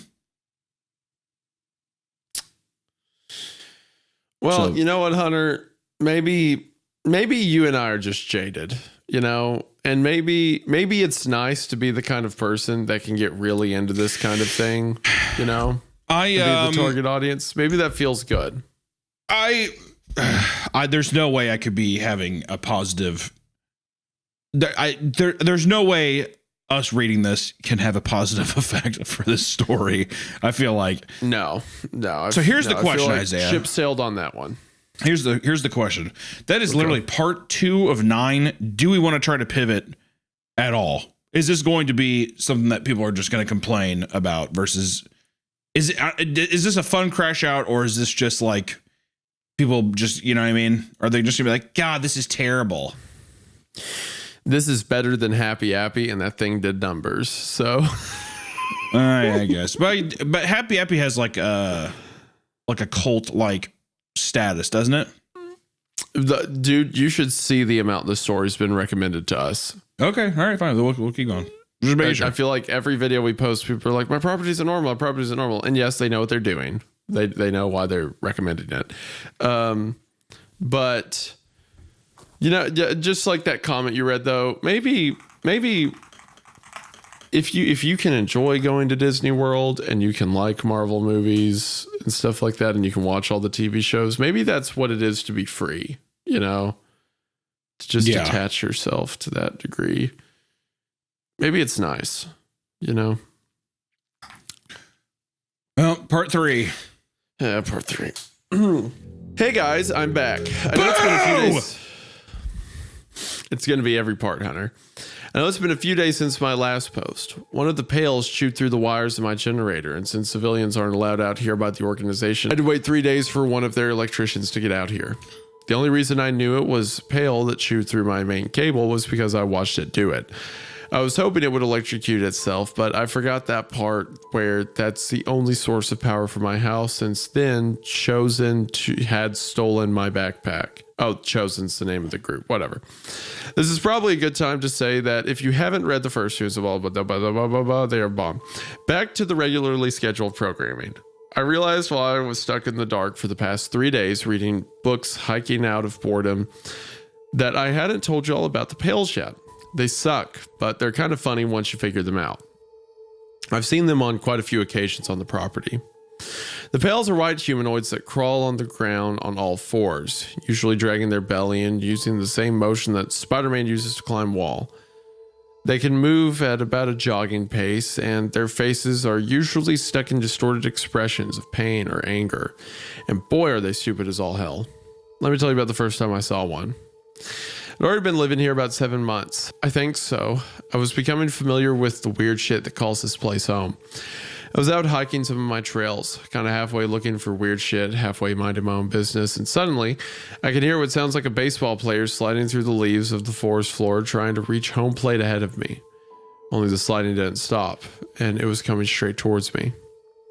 I prepare myself by taking out my trusty Bear Grylls. I like how he has to specify that it's a Bear Grylls survival knife each time. Every fucking time. My trusty Bear Grylls survival knife and entering what I would describe as an aggressive stance. What do you think an aggressive stance for this guy looks like? Oh, God, I imagine it's got to be striking some kind of anime pose, you know, holding the hand up, curling the finger kind of thing. Yeah. I felt pretty badass, not gonna lie. Expecting some creature to come barreling out of the bushes in front of me. I was a little shocked to see a butt-naked man with super pale skin drag itself out from under the brush on its stomach. What is it with the naked dudes on my land? Can I get a pretty woman at least once? Can I get a pretty woman at least once? Anyways, after I got done being flabbergasted and became aware of my surroundings again, I became aware that the dude was almost on me and was reaching out for my leg. So I jumped on his back and it worked like a charm. This little bastard didn't have superhuman strength like some of the other things out here. So when I landed on its back, it couldn't do anything but sit there and flop its legs and arms around like a fish. I'm in hell. I fucking hate this. I am in hell. He is peeking through the cracks and admitting that he is a fat man, like a huge guy. Who don't wrong. Him being a giant chud is still fun, but I'm just saying, dropping down on this crawling thing, and it's like, it's right. At this point, I'm on the verge of tears. It hears me laughing and tries to turn its head and spit on me, which it can't do, and that made me actually start crying laughing. I felt again like just Is this a horror? Is this a horror story? That's okay. So that's what I was talking about with like, what does this add? Because it kills the horror.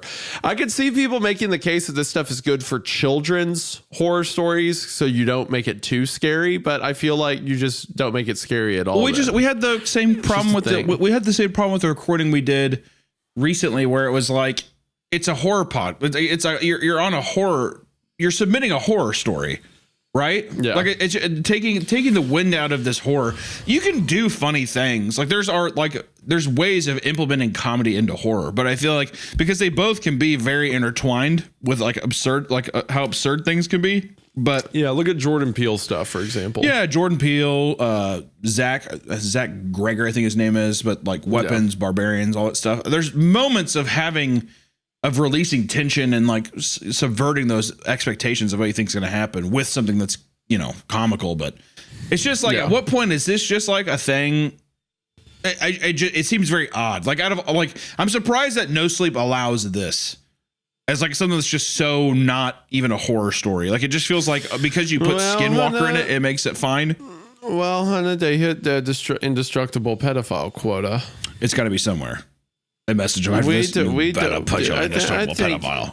I think it can be implied that Skinny likes kids. So right this way, sir. You can post your story to No Sleep anytime. I fell off of it at this point, and the creature quickly turned around and locked its teeth onto the toe of my left boot. I like to wear steel toe boots throughout the property because even though they're heavy, I know that in a scuffle, being able to kick with a boot and not having to worry about breaking a toe is a nice little advantage. This is what led me to realize that even though the creature didn't have super strength, it did have a super bite force. When it first latched onto my boot, I wasn't worried and started trying to shake the thing off without much urgency. I already knew it wasn't a man by this point because it didn't possess an asshole or other genitals. That's the first thing he checked. But I got a lot.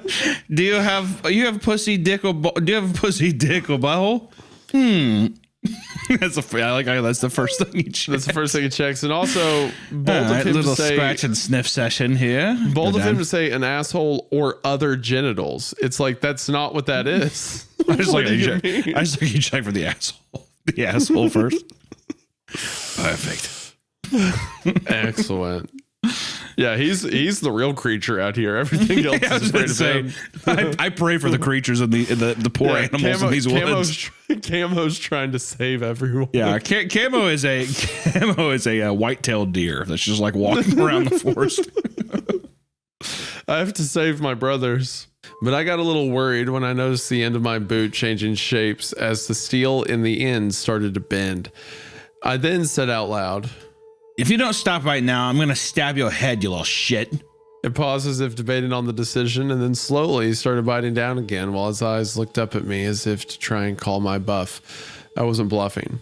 A few seconds later, the thing is frantically clawing its way back into the forest with my favorite Bear Grylls survival knife. Stop saying that! Okay. All right. God! Okay. Did you see they've added the trademark this time? Yeah, it's cute. Yeah. That's funny. That's funny. That's funny. That's really funny. I like that. Yeah, you do. Still in the back of its stupid head. Nobody likes a thief. Got back home fine, but I had to replace my favorite knife and get a new pair of boots, so it was a pretty shitty hike. It was the next time I saw one was when I figured out their biggest fear, and it's so stupid. I just like, gosh, it's funny because like the Bear Grylls survival knife, like you buy those at Walmart, right? It's like a person who's never been outside before idea of a perfect survival knife, right? Just everything he's saying is so, like, I feel like part 9 is going to be like, none of this matters. I'm in my parents' house forever. Maybe one day I can live a life of adventure. The Bear Grylls joke where you keep talking about it, where it's like, I get it. I get what it's, it's funny because it's a very specific kind of blade. That's what makes it funny. And it's so not serious. I get it. But if he legitimately slices his wrist vertically at the end, I will, with that Bear Grylls knife, that is the only saving grace. Is if he sits in the woods, he slices his wrist, and he's just like, now I go into the long night since I miss my sweet tree spirit. Right. The tree. Dude, the tree bear trap. The tree spirit rejects him, and then he kills himself. That's the only ending. That'd be a hilarious ending. That'd be a hilarious ending. That would. And it would be a goated story if that was the case. I'm more so just pointing out that the Bear Grylls knife is a Walmart knife. It's similar to the whole after 30 seconds I lost him, I need to work out more. It's like he can't help but expose himself as having never been in the woods in his life. Yeah. He is. It's the character that we are painting is reinformed every other paragraph for sure. And I mean the Walmart knife is definitely even adding to that. Yeah. I was down in my creek playing with a new toy I'd gotten in town earlier that week. It was this net that was designed to catch little minnows and shit, and it was a blast. I don't really have any use for minnows or whatever other little fish I was catching because I can't go to the only pond on the property that had big fish in it since I made that deal with the crocodile man. I was just catching them and letting them go. I'm suddenly greeted by the somewhat familiar sound of a grown man sliding across the ground on their belly. It had been almost 2 months since the last incident I had with the pail, but I immediately recognized the sound. This was the dude that stole my knife, and I really valued that Bear Grylls survival knife that can be purchased at your local Walmart. Okay. It really is a good product. Unfortunately, the pail that emerged this time wasn't the same one. It had a different face and was more of a light pink than original white that was on the first pail. It was still the same type of creature though. This time things went down different. As it tore into the clearing that I was in about 30 feet from me, it froze with its eyes wide. As it had torn through the brush, I was already facing its direction, holding the net spread out to my side, the same way a bullfighter holds a red cape, since I was preparing to throw the net into the creek. The pail's eyes were switching between looking at the net and looking at me, so I looked at the net and back to him, then it clicked. No way. I giggled to myself as I started to catch on to what's happening. I took advantage of my suspicion and started running and flailing the net around at the pail, and it freaked out. It actually rolled over trying to turn so fast as it spun around and took off into the woods. I then started wheeze laughing as it fell to the ground with tears running down my face. This thing can bite through steel, but is terrified of a nylon net. I know that might not be funny to some because I have a... Fuck you. Fuck you, dude. I know that might not be funny to some because I have a twisted sense of humor, but it made my week. Long story short, oh gosh. Dude. Long story short. Oh, it's been a minute. It's been a fucking minute. Holy shit. Oh gosh. Long story short, I kept that little net in my hiking bag every time I go out now. Every pail I've come across is utterly mind screwed at the side of it. Good times, man. Wish all the things around here were that easy to deal with. On another note, I got an email from an organization asking me about the Keela that the lady in the tree claimed that I killed in the last post. They wanted to know if I had disposed of the body and if they could come and retrieve the remains from the woods if I just left it. Then they said something that caught me off guard. When I said something about having to check with the program that put me out here, they responded with, "We are the parent organization of that program," and proceeded to give me my own address and, well, as well as details about my former life they only the program should have known about. In all seriousness, I have a dark past and haven't... So he's either going to be a soldier or he's going to be, it could also be a soldier, but he's going to be like some like Agent X super soldier program, and he's been put out here to tame the woods or something like that. In all seriousness, I have a dark past and haven't always been a great man, but I'm done with that shit, and it pissed me off that they would even bring it up. I responded with the simple, "Fine, but don't bring that shit up again," and blocked the emailer. No one's shown up yet, but I guess we'll see what happens. On a good note, I haven't seen Skinny in a couple weeks, so that's nice.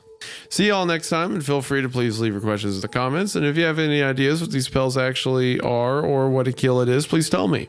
If any of you are good with research stuff, I'd appreciate it. Talk to y'all again soon. End of part 3. Part 4. Part 4. Well, I'm back, guys. Welcome to part 4 of this documentary, catalog, diary. Honestly, don't know what this is anymore because I thought I was going to use this platform to tell stories of stuff that's happened to me in the past on this property, but now I'm being forced to bring this journal to the present. You see, those people from that organization did come to see about the keyleth, and now there's a guy named Mark living in my house and sleeping on my couch. Well, not really sleeping, more of unconscious, but we'll get to that part later. After a few days of this organization that wouldn't tell me their name not showing up, I figured it was all just a troll who managed to figure out my email account and hack into my personal info. But alas, on the third day, he rose. No, not really. But 4 guys did it up knocking on my front door. They were all dressed pretty normally, except for the matching gray combat boots that told me that these were in. I know he's being sarcastic here, but it just blends with everything he says about himself. The combat boots told me these were men of action, which also means they are going to try their hardest to push me around and play badass. My suspicions were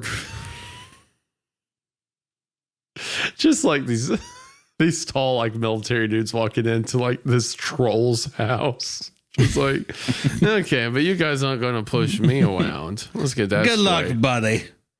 Yeah, good luck dealing with this 2 ton of steel right here. My suspicions were confirmed when the guy in the lead identified himself as Mark and immediately asked me where I claimed to have actually killed a keyleth. What a prick. Look, I still don't know what the fuck a keyleth is, and I don't claim to have killed one. The lady in the tree said I killed one.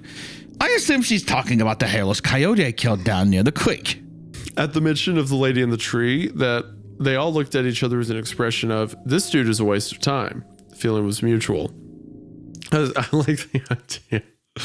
I like the idea that they all like converse with each other and they're like, this guy is clearly mentally. This is okay. So this is actually just a police wellness call that his parents called into his like suburban apartment, and the police come to the door. They're like, "Hey, your family's just checking up, making sure you're okay." And then he goes back to his computer. He's like, "The guys in boots came to ask about the lady in the tweed."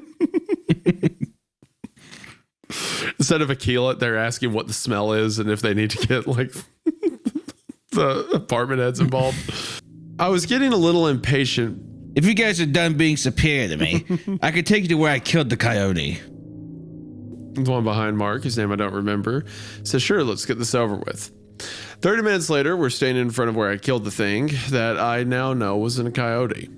Look, I know I may not have clarified it yet, but I killed this thing well over a year ago. Shit, maybe 2 years ago. And the only reason that the organization knew that I had killed it was because of the post I made earlier this week. A lot of decomposing and feeding can happen to a body in the woods over that long of time. On top of that, I hadn't been to this part of the property in a very long time because there aren't any trails or interesting locations here. But I was taken back when I saw what had happened to this body over the course of the 2 years it had been out here. Absolutely nothing. I like this story gets so much better if you imagine all this is his delusion and he's showing like the apartment security where he shot a raccoon. Yeah, it's his dumpster. dead house cat. Yeah, this is where I shot the keyleth out here in the woods. And it's just like a dead cat that he accidentally set on in the living room. Yeah, this giant bug that squatted. I think the organization's starting to catch on to what I'm doing out here. The body looked like I had shot it yesterday. Only evidence that it was older was the fact that all the blood had all seeped out of the head wound and long since dried up. But the skin and face and the fur on its paws were completely preserved. It only had fur on its paws, which was odd. When we got to the body, the snickering crew of 4 went dead silent. You said this was killed around 2 years ago, didn't you? Yeah, but I haven't been down here since. Why is this thing still preserved like that? What the hell is happening? One of the guys who hadn't said a word up until this point chimed in. Keyleths are so unnatural and dark that nothing occurs in nature will have anything to do with an unauthentic one. This includes bacteria, fungi, and scavenger animals. Then he muttered something about a level 107 beast. Mark looked at me with a serious face and said, So if this keyleth story is true, does that mean that all the shit you said in those posts about the place were true? Before I could answer with a, what do you think, asshole? A low, raspy laughter started to surround us and began to closing in. It was coming from all directions. We looked out from the body to see at least 50 hooded figures surrounding us, laughing menacingly. All 4 of the military men pulled their concealed pistols and took aim, but before they could fire a shot, I called out over the laughing. Hector! I told you next time you and your little chosen crew sneak up on me, I'm kicking your asses again. This is I'm legitimately I might dislike this. Might be the worst thing we've ever read. I'm telling you right now. You know what though? Actually, that's not fair. It's not true. It's so Reddit chungus though. It hurts. Yeah, it's not true. But I'm being a grumpy Gil. Okay, can a man be a grumpy Gil? This doesn't touch happy yappy. To be clear, so. Everyone paused. The Chosen, the 4 organization men, and the Pale that had just crested a hill 30 yards behind one of the cult members. A few seconds later, one of the hooded figures took off his hood to reveal a chubby, jolly-looking face with... it's bold of you to say. Jolly-looking face with rosy cheeks and wire-rimmed prescription glasses. Oh, man, we didn't know they were with you, Cole. We thought they were trespassers. We're sorry. Hector said with a downcast gaze. Why'd you even need them to begin with? Hector hesitated for a moment and said, Our God wants a real sacrifice, and those white, crawly humanoid thingies just aren't doing it for him anymore. This moment, the Pale that I could see frozen on top of the hill turned and bolted back into the woods. Hector then proceeded to call to the other hooded figures. There was Cole. We can't have him. There was a collective sigh as all the Chosen looked at the ground and walked away into the woods. I didn't notice until they were all gone that the 4 organization men had lowered their weapons the entire time. You pussies ready to head back to the house? It gets dark in 45 minutes, and if those guys got you on edge, then you won't last long at night. Mark shot me a look that explained in detail how much he hated me, without the need for words, while his 3 partners put on thick rubber gloves and put the keylud into a sort of body bag, just imagining the house cat in the apartment. Yeah, he was just... They put the keylud in the bag. The people on the hill were actually just like little white Lego people from like a set of Legos he had on his dresser. That's his family calling him to ask if he's okay. Yeah. Like, we sent the police over there. We haven't heard from you in a while. And they're like, yeah, that's Hector. They're part of the Chosen. You As we're walking back towards my house with the 3 stooges carrying the corpse of the dog demon, Mark starts questioning me. What was that group back there? Some cult, I guess. They told me they worship Cthulhu or something. Oh. No, Cthulhu. That's funny. He seems kind of taken aback for a second and then asked, Why do they seem wary of you, but not flinch when we had our guns trained on them? Simple. They don't fear death, but they do quack when exposed to severe pain for long enough. It really writes itself. The guy thinking he's some operator dude. When I put them to pain for long enough. Yeah, I'm kind of like Mark Wahlberg in that movie Lone Survivor.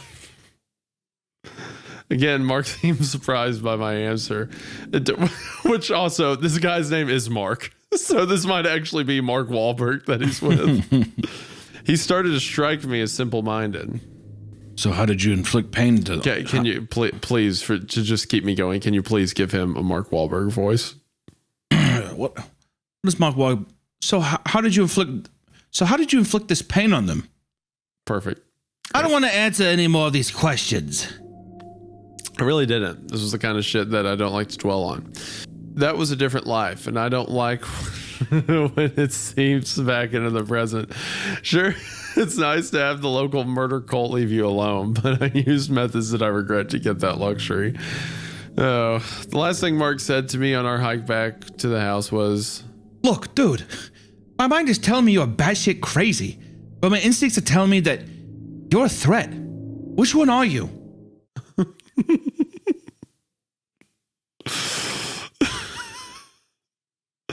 Hey, so me and my friends are gonna go beat up this Chinese guy.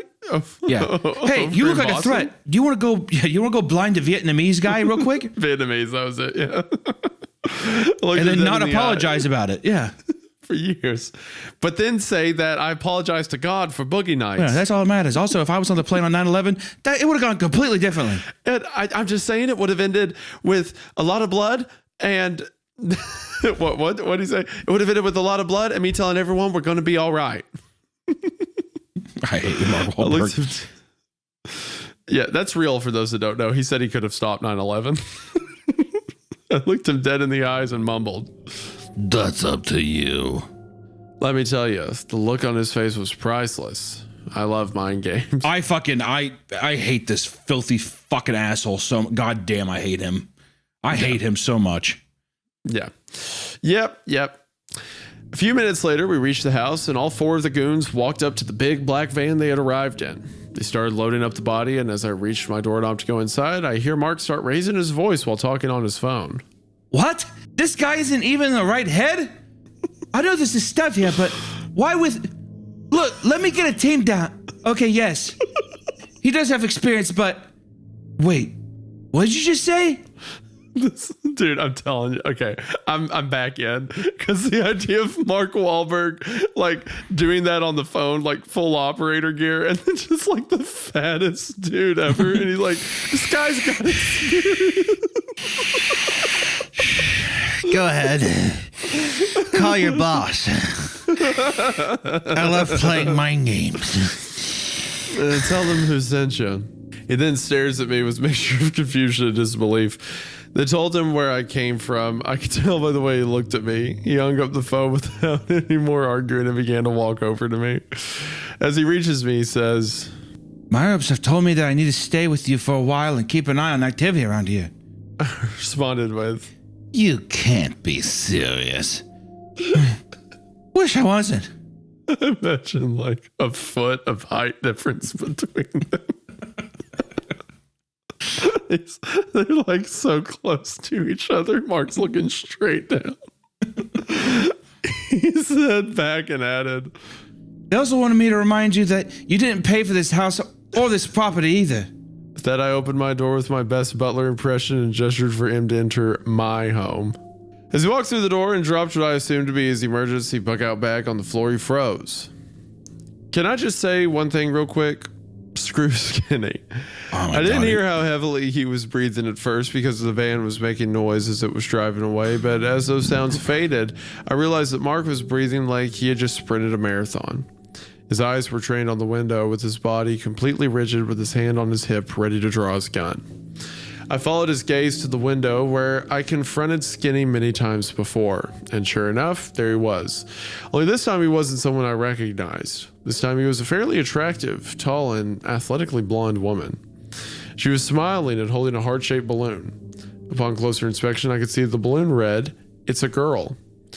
I rushed in front of Mark to try and snap him out of whatever trance he was in, but I soon realized that tears were welling up in his eyes. By this, I gathered that this woman was no longer with us, and the girl most likely wasn't either. Screw you, Skinny. I calmly started explaining that what Skinny was to Mark, but soon after I started, he stopped me. I read the stories, Cole. I know that you've talked about this thing before, but I'm trained to handle these kinds of things, so don't worry about me, because I'm gonna fucking kill it. That's an excellent Mark Wahlberg, by the way. That kill it. With that, he made What? No, ma'am, no. With that, he made a mad dash to the back door in an effort to get outside and confront Skinny.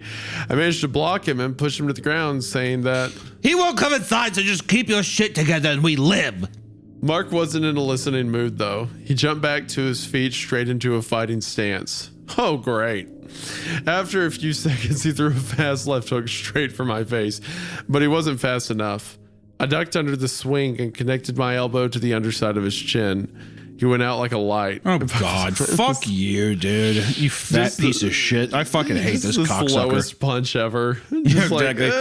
Boom! He went out like the light, and by the time the scuffle was over, Skinny was gone. I put Mark on the couch, and now I'm typing this, thinking about going through his computer before he wakes up. Anyways, that's it for today. Please, if anyone knows what a keylite is, let me know. What did I kill? And what did Mark mean by he was trained to deal with this kind of stuff? What is he? Wow. All right, part 5. Wow. No, dude. Do you see the sentence? What? What is he? A monster hunter or something? I know. I didn't. Wow. Wow. Wow. It's That a collection one of was everything kind of we hate. beautiful. It's That a was collection kind of of everything beautiful. we hate rolled into one. It's what the I'm looking story is over of the our. hillside and I see it cresting. There's something that happened. Something in the basement. Like it. Wow. That was like paying respect to your grandparents. I like that one. So Monster Hunter, huh? I'll try to get some answers before my next post. See y'all soon.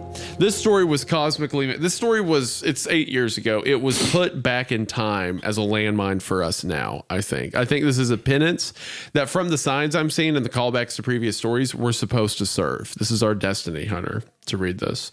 'Cause honestly, I am having a good time imagining Mark Wahlberg was the guy who like waddles everywhere he goes. Like, but that guy is like one punch KOs him and stuff like that. I'm having fun now.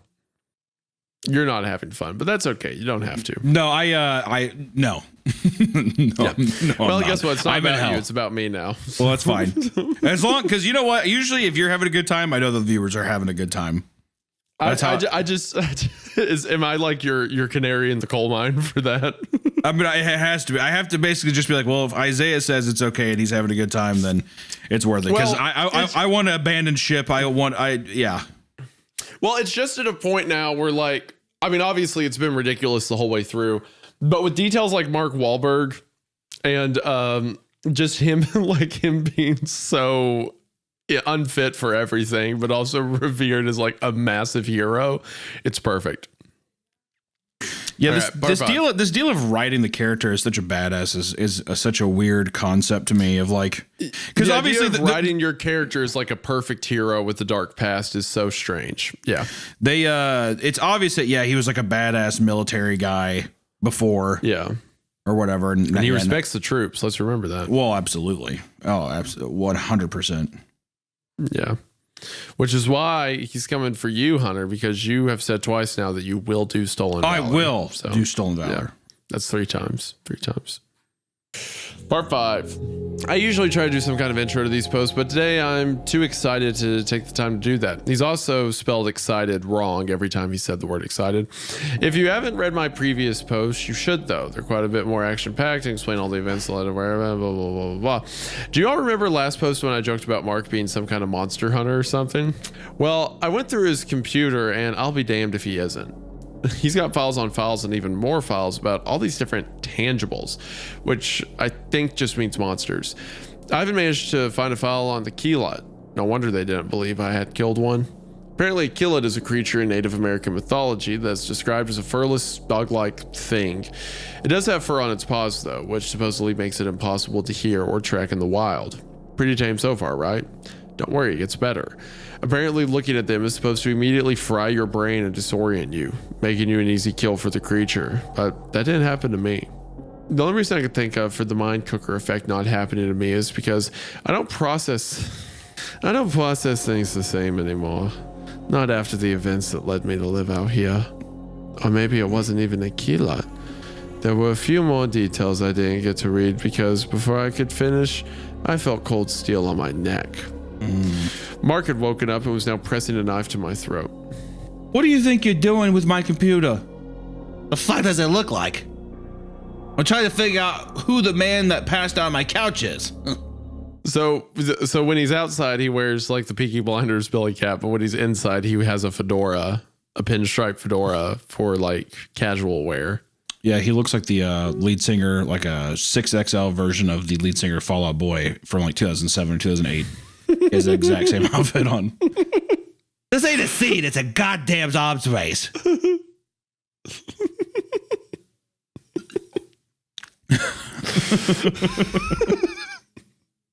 I just imagine him now walking through the woods, lumbering.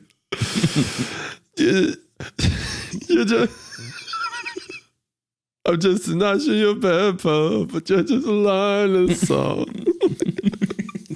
Just fatly singing. You say fatly? Yeah, just fatly sing. Just stuffing his face. Mean. You know what I mean? Just like, I know what you mean by that too. I know you're asking me. You know what I mean.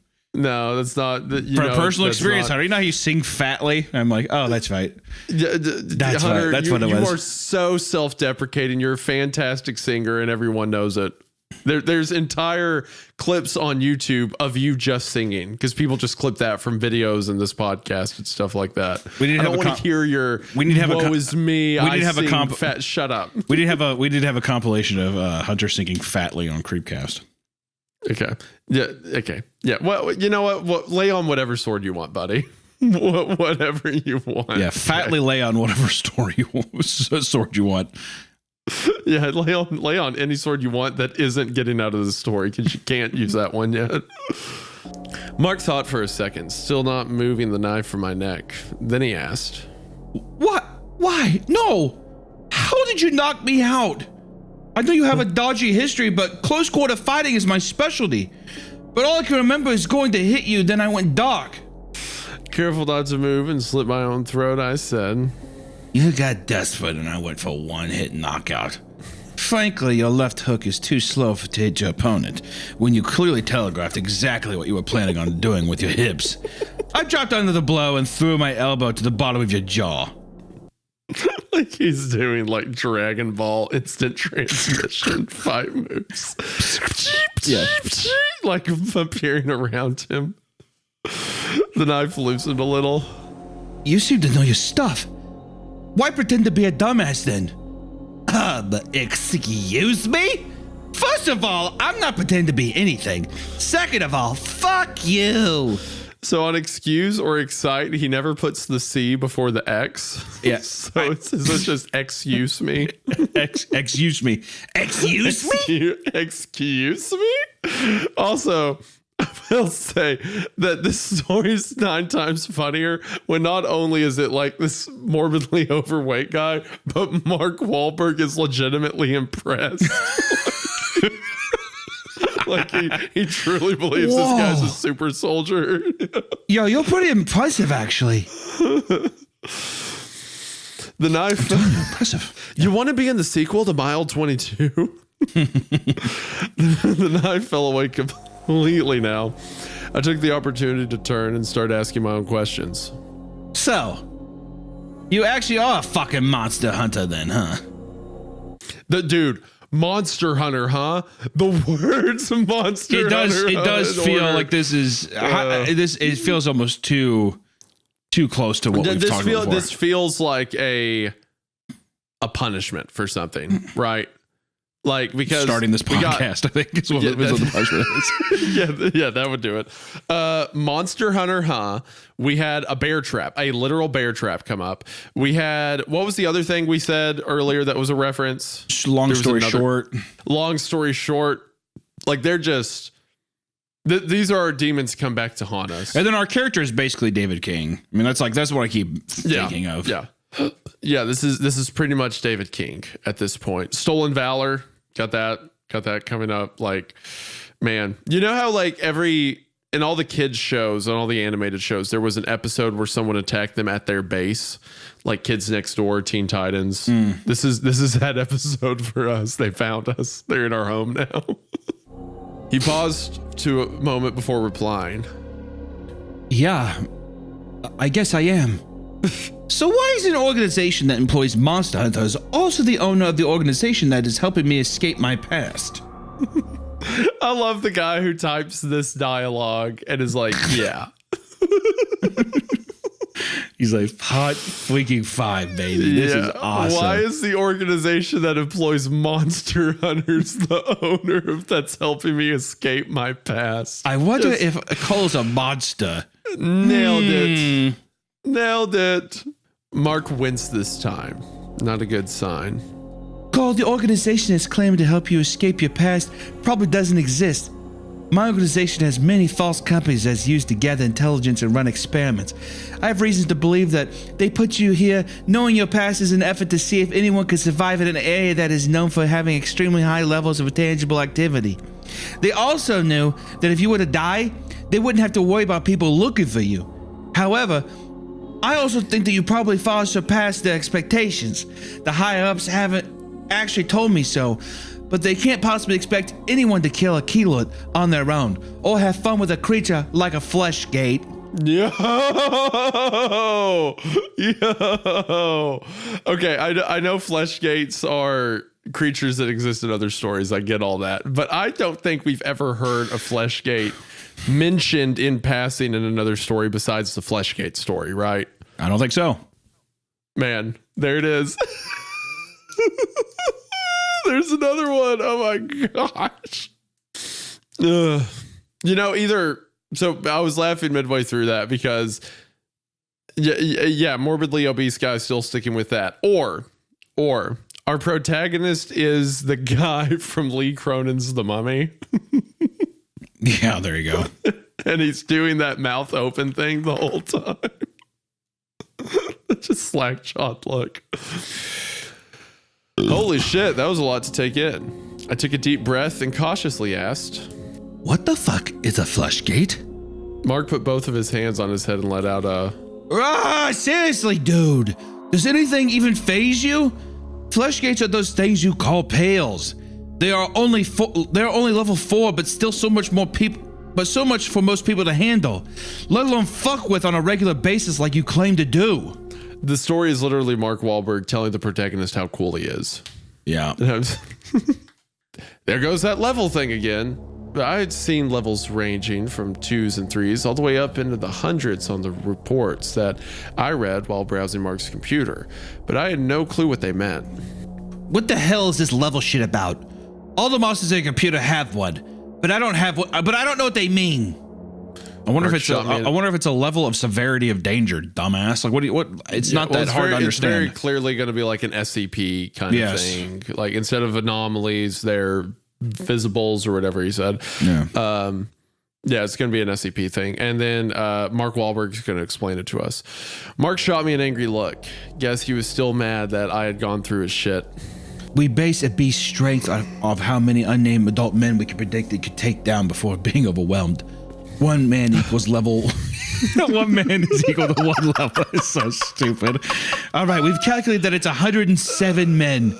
It can kill 107 men to take one down, bro.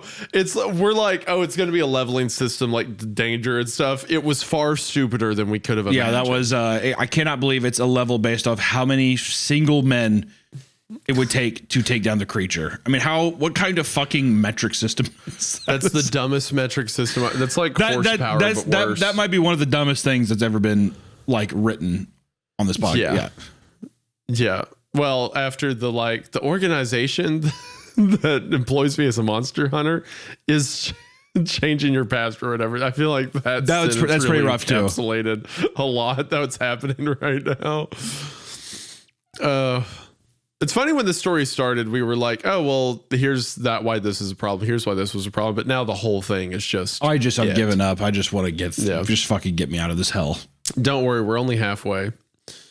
Just then remembered that the level besides the keyleth was 107. So hold up. You're telling me that the keyleth I killed was rated at... Before I could finish, he interrupted me. 107. No way I knew about the mind-baking stuff, but that thing was no larger than a golden retriever. No way in hell it could kill 107 people. Yo, people predict that that dog thing could kill 107 people? No, dumbass. They predict it could kill 106, then lose at 107th. I had trouble believing him. Look, Mark, I read about how they cook your brain when you look at them, but I stared the thing in the eyes and it had no effect on me. Why? This puzzled him. I really don't know. And that's why I didn't believe it when I first heard that some dude claimed that he had shot a keyleth to death on Reddit. What really confused me is why the higher-ups decided it was worth getting a team to go investigate. Now I know they're fully aware of the caliber of shit that happens here. Speaking of caliber, can I see the gun that you used on the keyleth? Here we go. We're going to talk about the 45 again. Just wait. It's also funnier if you imagine this is again his hysteria around his police interrogation. Or they're like, wow, you sure do seem to know what you're doing. And he's like, Mark Wahlberg thinks I'm pretty cool. Damn it. I knew this was going to happen as soon as I mentioned the gun in my post. The organization had a no gun rule for me, which is why it was a pretty big deal that the lady in the tree had helped me get my hands on one.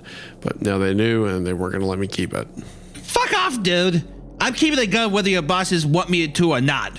To my surprise, Mark looked genuinely confused by my sudden response. I don't want to take your fucking gun. I just want to see it. A normal pistol shouldn't be able to kill it with one shot, no matter how perfect the aim is. I need to see what makes this gun different and bring the bullets too. They are what I'm really interested in. He really didn't know about the rule I had been given about no guns.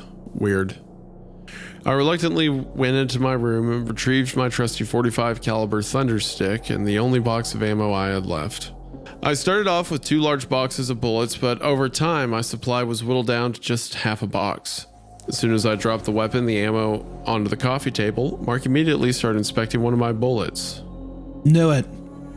Do you even know what these are, Cole? 45 caliber? Without looking up from the bullet, Mark began to explain. These are gnat rounds, specially designed to deal with unholy creatures of chaos. They're created when the metals used to make the bullets are blessed by Native American shamans and medicine men. You can tell what they are by the slight warmth they give off with the small vibrations you can feel when you squeeze them between your fingers. However, these are the most active rounds I've ever come in contact with. They're much warmer and vibrate much more than rounds that I'm issued. If that lady in the tree gave you these, she's likely more powerful than you realize. Blessed by Native Americans. Mark looked up, maybe expecting some type of awe at this revelation. Well, that's neat. I responded somewhat dumbfounded. I guess it was cool to have enchanted bullets and all, but it didn't change much in the grand scheme of things. Kind of like how your car speedometer goes up to 120 miles per hour. Most people will never drive that fast, but it's cool to know that when the time comes, you might be able to. Then again, I guess the magic bullets came in handy when I shot the keyless, as well as a few other things, so maybe I should be more grateful. Before Mark could scold me again for my lack of reaction to his astounding observations, we are interrupted by a knocking on the door. We look over to see one of the 3 guys Mark had been working with when he first arrived. Through the window in my door, we could see him frantically beating on the wood and looking over his shoulder. Mark! He just attacked the van! Holy shit! Jack is dead and Philip is hurt bad! God help me! Carry him, please! Is that an Indian accent? I'm just switching it up. I don't know. I think that's perfect. I think that's excellent. I think that you got a divine inspiration there, and you should leave that. Mark started to jump up, then caught himself. Cole, this thing is good. It almost got me a second time. Shit, and it almost got me with the fucking help with the technique as well. He started to smile. At least Mark wasn't a complete dumbass. I watched Skinny as he began that stupid grin he always did when he got figured out, and he darted off. Not much has happened over the past few days, and I'm starting to get used to my new roommate. I'll still keep y'all posted though. Something wild is bound to happen sooner or later, especially with all the patrols Mark keeps making us go on. Cole signing off for now. Part 6. Man, So this still has to either end in suicide, or I would also settle for a gay sex scene. I would also settle for Mark and Cole having gay sex. Cole, are you sure we should be doing this? I don't see why not, Mark. Mark Wahlberg, Cole, are you sure we should be doing this? I like the idea. Suck my dick, Mark Wahlberg, and eat my ass.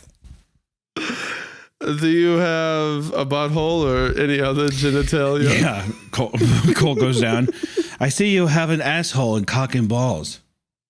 Yeah, that's pretty much what I got, Cole. I mean, how perfect we do the lone survivor thing, and then the super operator's name is Mark. Like, maybe this story isn't a curse, but a gift, a deliverance. Oh, all right, part 6. Well, last post I said something wild was bound to happen sooner or later. I wasn't disappointed. Mark has been living here for about a week now, and he finally got what he was looking for. Action. It wasn't really in his favor, though. I mentioned the patrols he keeps taking me on last post, but I didn't really go into detail. He calls them patrols, but it's honestly more of a scavenger hunt. He even gets me a damn list, like a little kid or something. On the list were specific signs and objects that are indicative of tangible activity. Tangible's fancy talk for monsters. I asked him what an intangible was as a joke, and he nonchalantly said, Ghost and other shit that you can't touch. After I realized he was serious, I popped the question. Why not just say monsters and ghosts and shit? He thought for a moment. Because the people who name this stuff are nerds. I'm off on a tangent again, back to the scavenger hunt. The list he gave me had a lot of stuff on it, and as I was walking through the woods for the second time that day, one thing on the list kept catching my eye. Stairs, brother. Oh my God, is it actually gonna do stairs in the woods? It is. Oh, it is. This was right after they were big. This is a couple of years after they were big. Dude, I'm getting who's who'd right now by all of the references flying at me.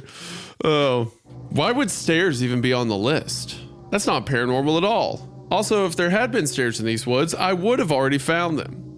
That's not something you miss. I mean, I thought this whole search around for stuff idea was stupid from the beginning anyways. I never searched for the hell spot on this property. It always found me all by itself. The only reason I even participated in Mark's patrols were to humor him so he wouldn't be as crabby, and because I like to get outside anyways. Even so, stairs? I was looking at the list, eyeing down the word stairs for the millionth time when it suddenly got dark. Confused, I looked up to see that it hasn't actually gotten dark. I was just in a shadow that was being cast by a tall, skinny wooden wall. I had been to this exact spot a few days earlier and there had been no such object. The wall was about 5 feet wide and 10 feet tall, and I somehow almost walked directly into it without realizing. I began to walk around it and quickly realized it wasn't a wall. Yep, you probably already guessed, but it was the back of a flight of stairs. I was honestly shook. It was like I had summoned them after thinking about them too much. I immediately called Mark on the radio he had given me for situations like this and yelled, Dude, I actually found stairs, like real freaking stairs out here. I hadn't been this exited about something in a long time. Why does he always spell it wrong? It almost He feels never puts intentional. the C's in front of the X. And I had no idea why I was exited now. I think it had something to do with me thinking the stairs were such a stupid thing to look for, only to end up finding some when I never expected to. Either way, I barely heard Mark respond with, Okay, just stay put for a minute. I'll be there soon. And please stop screaming. You're scaring away all the things out here. He said something else, but I wasn't listening. I was far too engrossed in these stairs. I had to go up them. It wasn't like they were calling to me or anything. It was more of the fact I was pretty sure I would be able to see my house from the top. So with Mark still saying unintelligible commands on the radio, I began to ascend. As I walked up the stairs, the woods around me started to quiet down, which is weird in retrospect, but I really didn't pay any attention to that. Another thing I noticed, there wasn't any leaves or dirt or anything on the steps. Anyone who has experience in the woods knows that it only takes a few hours for Mother Nature to spread her shit all over any given object that is left in her care. The real anomaly happened when I hit the top step, though. See, the second my heel hit the top step, I heard Mark let out a What in the son of a bitch? froze. I started weighing my options. If I let whatever was out there kill Mark, I wouldn't have to deal with him anymore. Also told myself I wasn't going to kill people anymore. Does it really count as killing him if I just let him die, though? They'd probably just replace him anyways. Guess I'll go help. And with that thought, I went to go help him. I like how it's like there was like a little camaraderie between them. Now it's like, I guess I shouldn't let him die. Yeah. Like, I'm just such a cold-blooded killer. It doesn't really mean anything to me. My heart's far too scarred to feel love again. Honestly expected there to be a pail clamped onto his foot or for him to have fallen into one of Camo's traps, but alas, all I found was Mark, without shoes on, just socks, clenching the toes of each of his feet in his hands. Before I could even ask him what was going on, he stuttered. You went on the damn stairs, didn't you? Yes. And why does that matter? I'm telling you, if looks could castrate. Bad shit happens when you go up the stairs, you dick. I told you over the radio not to go up them. Ah, must have missed that part. What happened to you anyways? It's egregious how much that's just like line for line taken from the search and rescue story. Yep. Like that's literally you went up the stairs, didn't you? I told you never to go up them. It's just the same plot elements from that story. And this part's kind of nasty. Mark let go of the end of one of his socks to reveal that the toe area was covered in blood. He then removes the sock, and I shit you not, all of his toenails were gone. Damn, how'd you manage that? Are you daft, Cole? You did this when you went up the stairs. Yeah, sounds stupid, I know, but I kind of believed him because I know for a fact that those stairs weren't normal. I'm certain of this because when I went back to where they were to show Mark, who was limping something awful, they weren't there anymore. Just disappeared. Mark wasn't surprised by this either, and in case you were wondering, I could not see my house from the top, which was a bummer. That's about it for the stairs, but something else did happen yesterday. The day after the stair incident, I actually met a brand new monster. At least new to me anyway. I think Mark knew what it was, but he wouldn't tell me. It gave him spooks though. As you may have already gathered, it happened on one of Mark's patrols. He was actually adjusting to life without toenails pretty good, I'll give him that. The night before, he took a large amount of bandages and some rubbing alcohol from my bathroom. Guess he did a good job on him because he was walking pretty close to normal now. I did hear a lot of groaning and heavy breathing that night in my living room though. I hope it was him patching himself up and not him having fun on his laptop, if you know what I'm saying. Funny, jacking off. Yeah. Anyways, we were walking through an area of the woods that stays somewhat dark during the day due to the dense tree cover blocking out most of the sun. Other than the lack of light, everything seemed pretty docile. That was until Mark started complaining about a noise. Cole, do you hear that? I think it's static or something. What? No, I don't hear that. Mark put a hand on my chest, stopping me mid-sentence. Look over just to him to see what's up, and he is staring at me with extremely wide eyes. We need to get to the house now. I never seen him get this flustered, so I knew things were serious. I nodded, and we both turned to run to the house, but the tall man was already blocking the way. Hold on. Tall man's, obviously Slender Man, but wasn't the one story about Turn It Off, wasn't that creature called the Tall Man? Yeah, I think there was definitely something that had like the tall man. To be fair, though, that's a pretty common thing. So I don't know if they're referencing something specific or not. Yeah. Now, when I say tall man, I mean really tall man. I'm also fairly certain he wasn't a man. Tall man just makes a good name. He was between 10 and 12 feet tall and was wearing clothes made out of what looked like dirty, brown, and tan rags stitched together. These rags covered his whole body, including his hands, feet, and face. He was also thin, but something deep in my gut told me that he held some kind of unnatural strength. As his image sank into my brain, I heard Mark whisper, Holy shit, it's really one of them. There was complete silence for a while, not actually sure how long. The only thing that I could hear was a slight static buzzing sound. No one moved in the silence. Not Mark, not me, not the pail that was about to bite into Mark's leg while he was distracted. Holy shit, Mark, look out! Pail on your right! With surprising speed, Mark pulled out his Glock and put 2 shots in the pail's head. He didn't move after that, but the tall man did. A sudden scuffle seemed to set the tall bastard off into a rage, and the once subtle static sound grew into a roar. Oh, there's a static sound? It's Slender Man. When Slender gets near, there's like static, remember? So this is literally, we have now added Slender Man to the compendium. Wouldn't he be in a suit though, or do you think the author's like, well, if I put him in a suit, it's too obvious? Well, the author's like, he's going to remove one detail, and instead of suit, he put him in stitches. Yeah. But he still has the static, and he's still tall, and I'm sure in a second it's going to say he doesn't have a face or something. It was like no sound I ever heard before, but maybe something like the sound of metal being ground up by other metal. However, the sound was the least of our worries. It started sprinting at us. It was originally about 30 yards away, but it seemed to cover the distance in the blink of an eye. He was on us before we could react.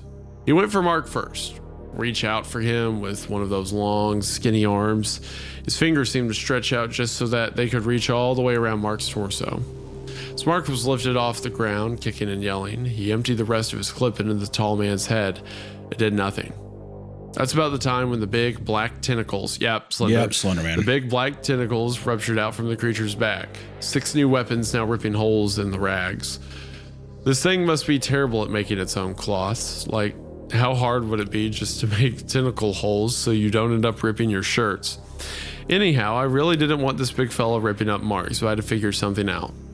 Before it managed to obliterate old Marky, it's literally calling him Marky, like Marky Mark, yeah. Bunch. Yeah.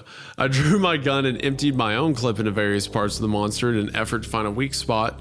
No luck. In fact, the bullets bounced off him. One of them whizzed right past my ear. It was like under those rags he was made of steel. But I'm no quitter. I now had his attention, and I'm pretty sure Mark was going unconscious at this point because he couldn't breathe due to the thing's death grip. I drew my brand new Bear Grylls survival knife and lunged with all my strength at its leg, but I didn't stab it. If bullets couldn't get through this thing's skin, my knife didn't have a chance, but I had a plan. I got behind it, only to get snatched into the air by one of its tentacles. I was immediately faced to rags with this thing. Its tentacle was wrapped tightly around my stomach. It now had Mark and I both exactly where it wanted. I swear I could hear a deep, demonic laughter within the still roaring static that filled my brain, but I stopped laughing when I started. I began scream laughing, not really sure why. Sometimes I think I might actually be insane. Sometimes I think I might be insane. The tall man cocked his head to the side as if saying, "You do know you lost, right?" The only thing I was able to say before the last of my air was squeezed out of me was, I really hope this fucking works. and with that, I took the knife that was still in my hand and sliced at the tentacle as hard as I could. My hope was that since the tentacle could move so fluidly, the skin would have to be softer and weaker. Otherwise, it would be stiff and not flexible. And oh, how right that theory was. I was met with a spray of hot black liquid and the static sound morphing into the sound of nails on a chalkboard. I fell 7 or 8 feet to the ground, and it created a small crater in the earth. The crater landed 7 or 8 feet to the ground and landed flat on my back. That shit hurt, but adrenaline's a hell of a chemical, so I was back on my feet almost immediately. 2 things I noticed off the bat. It was still holding a now unconscious Mark, and my attack hadn't quite managed to slice through the entire tentacle, but it was close. The thing seemed to be deciding on whether to retreat or try to kill me again. I took advantage of this slight hesitation and leapt at the now limp tentacle. I grabbed it and yanked with all the force I could muster. Now it completely severed itself from the beast. Suddenly, all the sounds in my head stopped, and I heard Mark hit the ground to my right. I look up only to see the tall man's covered head aimed at its now disconnected appendage, then at me, then at the woods behind him, then at me, then at his tentacle. Something tells me he's never been injured before. After he finished looking at stuff, he bolted backwards just as fast as he had approached us before. Yes, he sprinted off backwards. What is with monsters and running backwards? Seems silly to me and dangerous. Anyways, I ended up having to carry old Mark over my shoulder back to the house, and he could stand to lose a few pounds. He woke up a few hours later, and that coming from Cole's great. Yeah, no shit. He could lose a few pounds.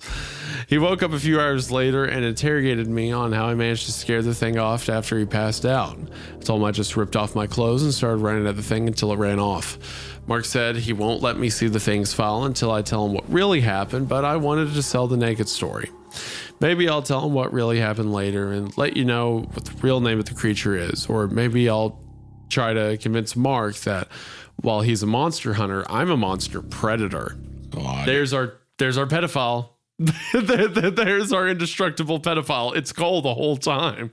That's it for now, though, guys. I'll post again soon. In case you were wondering, I haven't seen Skinny in a few days. Still haven't heard from the lady in the tree in a while. But life goes on, right? Be sure to check out the other parts of the series. I'll have links below. Until next time, Cole signing off. Part 7. Part 7. The comments are so funny on these. So, in your past life, you killed someone? Also, you know what the thing is? I'll say this. Part 7, since part 7 of 9 we're coming up on. I'll say this as like a person who is like 8 years ago when towards maybe not necessarily the giant peak, but there was a lot of stuff like big stories still coming out around that time. An idea of a guy making a short story of like an SCP style thing of a guy living in the woods where all these popular creepypastas live as if they're real could have been interesting. And the way that like now I'm picturing the idea of a Cabin in the Woods movie where it's like an organization that is set up to perform a task. I think it's interesting. Like the merit is there, but I think just the way that it's approached is just it's too cheese and camp. And also it gets us there too late. Like that just happened humor. I don't know why you should hide the fact that it's like, oh, by the way, like I'm slowly going to reveal that these are all creepypastas that people have read. You can just start it with that. And the guy is in like the character is going to be a monster. I'm trying to figure out what story Cole is from. Because I feel like that's going to be the big, like, oh, he's this character, I think is what we're leading to. Yeah, right? well, yeah, I imagine he's going to be a monster or something like that. Well, that's what I mean but I'm wondering what story it's from. You know, I feel like that's the reveal, but I can't tell. I don't think it's going to be a direct. I think the author is just trying to come up with stuff to put in his story. So he's like Slender Man and Stairs in the Woods. Sure. I don't think he'll be like, and this is Jeff, our protagonist, and Cole is Jeff the Killer. Cole the Killer now, you know? All right. Part 7. So Mark got possessed. It was a new experience for me, honestly. Also, I think we're going to deal with Skinny soon. He destroyed a van the other day that was carrying supplies out to us. I'll get to that later, though. I actually learned a lot from the spirit that possessed Mark before it left. And yes, it left. I didn't have to banish it or anything. Let me just tell the story before I end up spoiling something. The day after the Tall Man incident, refer to part 6 for more information, Mark started acting funny, but in a good way, in my opinion. He was much less commanding and hostile. Like, he had no energy. This meant he didn't want to keep checking around the property for monsters constantly, and I was able to do what I wanted again without him complaining. When I noticed the change in his behavior, I thought of 2 reasons that could be causing Mark to act this way. 1, he was sick. Or 2, he was being a little scaredy prick after almost being killed by the Tall Man. Turns out I was wrong on both accounts. After 2 days of Mark being reserved and borderline unresponsive on my couch, I knew something was up.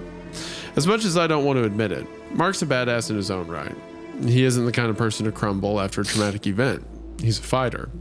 I was aware of his unnaturally aggressive fight of... Man, just thinking about him getting mad about Stolen Valor earlier is so funny. I was aware of his unnaturally aggressive fight over flight response when he first encountered Skinny and almost rushed certain death just to show Skinny that he wasn't here to play games. On top of that, he didn't show any real signs of sickness. He was tired and slow to respond, yes, but he wasn't sensitive to light like a concussion. He wasn't hot or cold, no runny nose, no trouble breathing, etc. It was on the 3rd day of this strange behavior, yesterday, when I confronted him and got an answer. So, Mark, any idea why you're so tired and lazy and shit? Just as I finished asking this, Mark shot up to his sitting position on the couch and whipped his head around to face me. In a voice much higher than his regular voice, he exclaimed, I thought you would never ask. I finally finished taking over this body a few hours ago, and I was waiting for the right moment to reveal myself. You see, Mark is on vacation right now, and I'm taking his place. Oh, nice. When will he be back? That voice coming from Mark Wahlberg's awesome. His wide smile quickly found itself upside down. You know what, Cole? This is why I really hate you. You are literally no fun whatsoever. Well, if you're not Mark, then I don't know who you are. Then I don't know you. And how would you know that I'm not fun? Don't you know it's wrong to judge a book by its cover? The replacement Mark's voice was starting to sound irritated. I'm a ghost, dipshit. I've been here for months trying to fuck with you. I even tried to possess you. But unfortunately for me, you're incompatible. No matter how hard I tried to get your attention to scare you, I was always met with you brushing it off. I worked hard too. Like that time I moved the TV while you were watching, or the time I put holes in all your socks to make your big toe pop out. I was finally starting to catch on to what was happening at this point. Oh, I thought the TV was just holy shit, you're the one who put the holes in my socks? You piece of cock meat. You made me think I had sandpaper toe. At least that one worked. Anyways, you probably already knew being a ghost had its limits. It's extremely difficult to have any effect on the physical world, and we can affect living tissue in any kind of direct way whatsoever. But now that I have a vessel, I can finally kill you. I just want you to know right now that, like, legitimately, it doesn't matter. It doesn't matter. No, it doesn't matter. No, it doesn't matter. No, it's all right. It's all right. No, go. No, it's all good. I don't want to continue until you say it. I'll leave the show right now. You know, I'm totally fine. No, tell me. Don't do that. Don't do like they're about to say something. No, it's nothing. I'm just going to complain. It's nothing. That's what I want. I want to hear you complain. I know honestly, you do, and I don't want to do it. Hearing you this upset right now is like this is what's keeping me alive through this. I'm just going to be saying the same thing. It's just it's fucking terrible. I hate this stupid fucking shit. It's driving me insane. I'm sure the listeners don't want to hear it, but I'm like I fucking hate this. Hey, as the voice of the listener, as you said earlier, we want to hear it. we're here. The story's awful. I get it. Maybe when I was 11, I would have thought it was like funny or kind of cool, but never scary, obviously, right? I'm too old for this shit, man. And it's exited and stuff like that. I get it. But the fact that I can hear you doing the Mickey Mouse voice through Mark Wahlberg's body, and at the back of it, I can hear the insane level of contempt you have for this story. It's doing something for me. So, are there dramatic readings of this on YouTube? Oh, probably. Oh, there is. That's awesome. You can hear people with scary music in the back. I guess that's what this will be, but at least we break it up with commentary. But you can hear people do straight read-throughs of this very dramatically. That's awesome. Well, shit, that escalated quickly. As I process the new information that I've just received, Fake Mark speaks up again. One thing I bet you didn't know is that a ghost, when I take over a body, I can't see all host memories, but the body still retains any natural reflexes and skills that the host has acquired through his or her lifetime. And this guy has some seriously badass skills. Fake Mark then sprang to his feet and did a roundhouse kick that shattered a nearby lamp into a million pieces, then turned to my wall, punched as hard as he could. I'm pretty sure he expected to punch right through, but only ended up leaving some bloody knuckle prints. Yeah, there's a stud there, I said as Fake Mark doubled over holding his damaged hand. I now realize that, thank you. He wheezed out before standing back up straight again. Even so, this guy is plenty skilled enough to end your sorry ass. Fake Mark shouted with a grin. You must have been out the first night he got here, but okay. He cocked his head a little after this comment, then quickly brushed it off and lunged at me. So my prediction for this is the writer was thinking of how cool Mark Wahlberg is, but of course how much cooler his main character is, right? But they're friends, so he needed a way for them to fight. So he's like, oh, if a ghost possesses Mark, then they can fight, and I can show off how good of a fighter Cole is, I think. Yeah. I'll try to explain what happened next best I can. As he rushed me, he threw a right-handed jab at my head. I countered this by hooking my arm over the inside of his shoulder with my left arm as I ducked the punch and put my right arm between his legs so I could lift him off the ground. I then did a fireman throw. This is a horror story, by the way. I did a fireman throw, which basically means that I tossed him into the air and subsequently slammed him back onto the ground by exploding back up to a standing position and releasing my hold on his leg while still keeping a strong grip on his shoulder. This made Mark fly over my head and still slam into the ground at my feet. I wanted to explain how this happened, so... Oh my god! I wanted to explain enough with how this this shit. happens so people don't accuse me of bullshitting. And for the record, I don't think this could have worked on real Mark. I'm sure he would have seen it coming. Anyways, this should have knocked the breath out of him, so I wasn't ready when he punched the back of my knee and dead-legged me so perfectly I went straight to my ass. Middle school me would have just taken notes on perfect execution of this move. Fake Mark ended up getting back to his feet before me, unfortunately, and jumped onto me, putting me flat on my back. Fake Mark then reeled his fist back for a final blow. As his fist flew towards my face, I managed to move my head to the side at the last second, and his first connected with the hardwood floor at a respectable speed. He may have been able to recover from this quickly if it hadn't been the same hand that he had already smashed on the wall a few moments before. As Fake Mark winced at the pain, I threw my leg in the air and proceeded to connect with his no-no square. No-no square, Hunter. No square. It was more effective than the slam from earlier, that's for sure. I stood up slowly while Fake Mark tried to decide if he should use his remaining good hand to grab his crotch or his shattered knuckles. Before he could decide, I grabbed his Glock that was sitting on the coffee table and took aim. Didn't take Fake Mark long to look up and realize that I now has a completely control of the situation. He stood up but didn't make any further advance at me. He instead opted to put out a pouty face and plop down into my recliner in defeat. Then it hit me. Why are you afraid of dying? That isn't even your body. You can't die again, can you? Fake Mark snapped back in a still somewhat aggressive tone. If this body dies while I'm in it, I get sent back, and I don't think I'll be able to escape again if that happens. Why are people always so vague when I ask a question? Escape from where? That's an important detail. I fully expected Fake Mark to snap back again, but all he did was look me in the eyes and mumble. Hell. The absolute terror on his face seemed genuine, and usually I try to stay respectful and patient when someone's in an emotional state like that. Fortunately for Fake Mark, he wasn't a person. He was a ghost that was possessing my acquaintance, and I don't really appreciate that very much, so I continued with my questioning. How'd you escape hell the first time? Fake Mark was surprisingly cooperative now.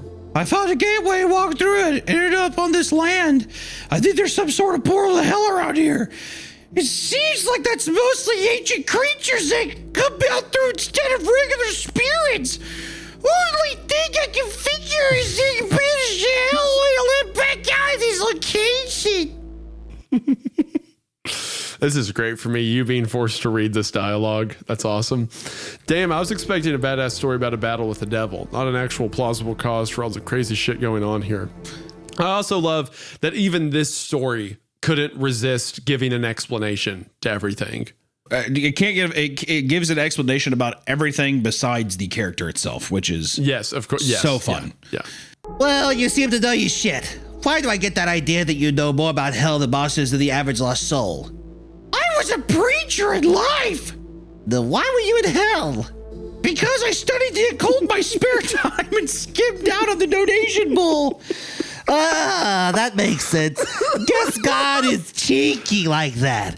But what makes you think all the weirdos in those woods come from portal to hell? I was a preacher. That's how I know where the hell portals are. Fake Mark then started speaking in a more relaxed and confident manner. Not all the beasts out here come from portal. Actually, most of them don't, just some of the particularly nasty ones. You met the one the other day. I think you called him the tall man. He's a recent immigrant. I think he got banished in the 70s by some wise-eyed group. He was the one average ones, but you already do the most powerful ones, don't you?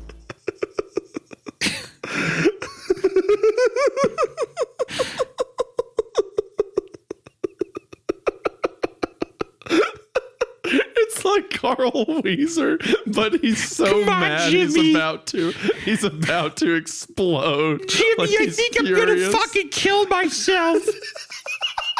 Jimmy, I want you to make me a scientific machine that fucking puts a bullet in my head. Carl, that's just a gun. Nah, Jimmy, I'm too afraid to do it myself. You're gonna have to fucking kill me somehow with your invention. Carl, be a man and just shoot yourself in the head. Carl, brain blast. Brain blast.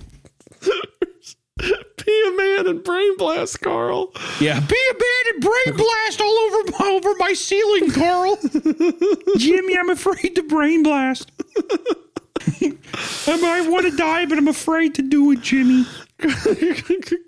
Carl, my mom wants you to do it. Carl, if you want to have sex with my mom, you're gonna have to brain blast. You'll have to do it in Valhalla, Carl. Yeah. Sit at the table with Vikings, Carl. Jimmy, I think if I kill myself in your living room, I'm not gonna go to Valhalla. I think if I kill myself in your I don't think that counts. I don't think that makes me a Viking, Jimmy. I don't think that makes me a warrior, Jimmy. Carl, it does. It makes you a warrior. Kill yourself. I like how they give the hell explanation, but they clarify it's not a real explanation, just some of the time. It's so nonsensical and stupid. I'm not even going to acknowledge it. At this, Fake Mark started grinning. He was right. I knew exactly who he was talking about. It's that Chuck Hulu guy, the chosen worship, isn't it? Fake Mark's grin transformed into a grimace. Holy hell, Cole, I seriously fucking despise you. It's that thing you call skinny. Cthulhu is a cosmic entity from another plane of existence, separate from hell. Skinny, on the other hand, is an absolute product of hell. So he's a demon then. No, not a demon, but an amalgamation at least of a few other creatures I'm pretty sure Lucifer created himself. If I had to guess, Lucy tried to take over the mortal plane and is throwing some creatures out here to test the waters before it's assault. Shit, that isn't good. I might be on his bad side since I keep mooning Skinny. Oh no, also, Do you know what skinny is? No, but I do know what he doesn't seem No, but I do know that he doesn't seem to be able to enter a home without being invited in. And when he takes the appearance of something, whether it's a sumo wrestler or a baby rabbit, he maintains the same weight and strength as a regular form. And how do you know he stays the same weight? Because I once saw him spying on you as a squirrel, only to snap back to the giant branch he was perched on under his weight, then proceeded to swing the truck on the tree with his little squirrel claws until he fell over out of frustration. Just the level of description is getting too so absurd, but you going, no, but I do.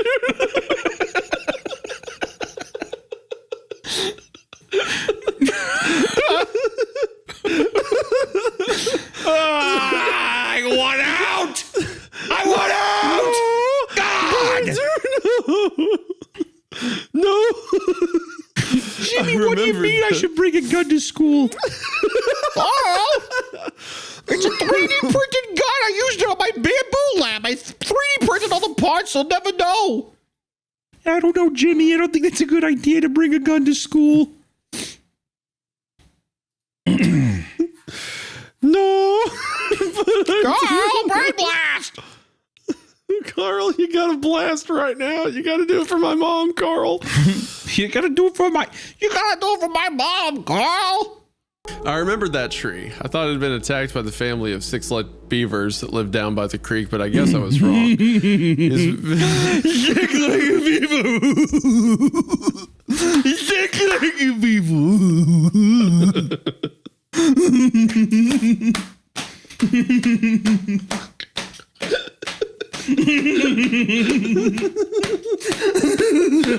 Just the level of like slapping my belly. This will be in the West End for the audience. They'll want this. Yeah. I thought that tree looked familiar. He's just like a fucking funny 6-legged beaver down there. And they probably eat golden chocolate. It was beginning to seem like Fake Mark was a serious asset when he came to knowing about the stuff around here. I'm also curious about what different monsters make up Skinny. If any of you have any ideas, feel free to comment them because I'm pretty clueless as of now. The invitation thing is for vampires though, isn't it?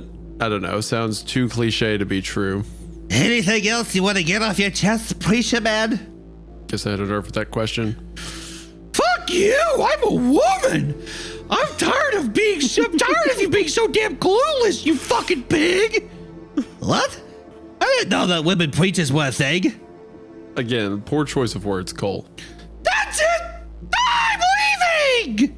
We were practically screaming at each other at this point, which in hindsight was really unnecessary. Okay, to be fair, you don't look or sound like a girl in Mark's body. And all I ask is that you answer one more question. Fine! I had been wondering about this since the beginning of the conversation, so I was ecstatic to get one more chance to ask. You said I was incompatible for you to possess me. Why is that? At this, Fake Mark took on a serious expression. It means that you are either a descendant of some saint or some godly power favors you. Or maybe, no, couldn't be that. With that, Fake Mark seemed to pass out. Guess it was the spirit leaving the body. Soon after, Real Mark started to wake up and ask where he was. I told him it was a long story, but he should probably get some fresh air before I told him. When he grabbed my outstretched hand so I could help him up, I squeezed. While he yelled in pain, I calmly told him, You owe me a new lamp. that's all for Mark's possession. He actually took the news pretty well. I think he's been possessed before or something. I kept the part about me being incompatible to myself. Not really sure why. It just didn't seem like something I should share at the time. Things are heating up around here. Something big's going to happen soon, and with that information we got out of the spirit preacher lady, it's starting to look like me and Mark can't do this on our own. I think he called in backup, but he won't actually tell me for sure. He just keeps looking out the windows a lot. I'll update again soon. Cole signing off. Perfect. Don't worry, Hunter. So the next part, here's the link. So I'm going to DM it to you, buddy. DMing it to you. There's part 7. You're a bad Part man. 8. You know that? that buddy just was helping fucking you out. devious. That buddy was devious. The way you said that. There was definitely a snarl of that. There you go, buddy. No, you're talking about friend. Yeah, friendo. All right, part 8. Are you ready? You know what I hate with all these stories too? The longer it goes by, the more they have to like cram into the last couple parts. Yes. Yeah. So they're always a just lot make longer them towards the bigger. end. Yeah. Part 8, you started. I'm going to take a piss real quick. I'll be right back. Just start Yeah. it. Guys, I've got a good bit of explaining to do. I've lied to you all on a few occasions now. I haven't lied about any of the creatures, ghosts, or people, though, so don't worry about that. But I have lied about how I acquired some of my possessions. As you all know by now, I did not purchase my .45 caliber handgun. It was gifted to me somewhat indirectly by a good friend. What I've not explicitly stated yet was that I didn't exactly buy my house or property either. I'm sure many of you already figured that out, though. What I'm getting at was that I was placed here. 3 years ago, I was approached by an organization while I was hiding out in a bar in Mexico. I have no idea how they found me because even though I had been shit-faced for 2 solid weeks, I know for sure no one in that area even spoke English, so I don't think I could have ratted myself out. I tried to find someone, honestly. Also, the people I was hiding from are not paranormal in any way, and that is a story I'm not certain I want to share right now, but I may share later on. Anyways, this group approached me and made me an offer. Again, I had been shit-faced for 2 straight weeks, so my memory is spotty. For what I can remember, they said something about helping me escape the problems I had created with that group. Normally, I would have immediately suspected that they were the enemy in disguise, but again, drunk-ass me thought this is the greatest thing that could happen. I mean, they were offering me a free place to stay with a limited amount of monthly allowance to purchase food and whatever else I needed. I just assumed it was government funded. Then again, the government thinks I died 12 years ago, I think. None of that matters now, though. See, I pretty much figured out what really happened behind the scenes with some help from Mark. We've been sharing a hospital room for the last week, so we had plenty of time to think. I'll get to how we got here soon. I think this is going to be a long post. So as much as Mark and I can figure, the organization that was offering me witness protection type services was actually a fake front that was run by the monster hunting group that Mark works for. Their goal was to find someone with above average survival skills to see how long a human could last in an area with a highly concentration of screwed up things roaming around. Okay. Let me emphasize that the assholes that planned this experiment probably didn't expect me to survive my first encounter, let alone live there for 3 years. Then, when the Lutz showed up, they got giddy. According to Mark, they have never been able to observe a dead Lutz before the one that I killed. He sure knows how to make me feel special. That's when Mark and his crew got sent out, and old Marky has been with ever since. I think that was 4-ish weeks ago. But enough of the theory shit. Let me tell you about the cluster that put me and Mark in the hospital. That ghost preacher bitch that possessed Mark a while back only got about half of her facts right. I found this out when Mark and I decided to go to the home base of the local cult that lives on the back of the property. They call themselves the Chosen. I don't know what they're chosen for, but I know for sure that no one in that ragtag group of dipshits shouldn't be chosen for anything but extermination. They have tried to, quote-unquote, sacrifice me 3 different times now. The last attempt, they went as far as attempting to try and burn down my house, but I caught them in the act and convinced their leader, a short Latino man named Hector, to not bother me anymore.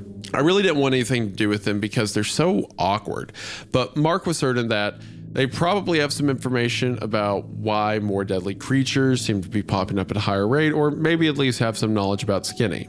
I tried to convince him that I knew more than the Chosen when it came to Skinny, but he insisted that I was about as observant as Helen Keller, whoever that is. So there we are, standing in front of their little shanty town they call the Ponderosa.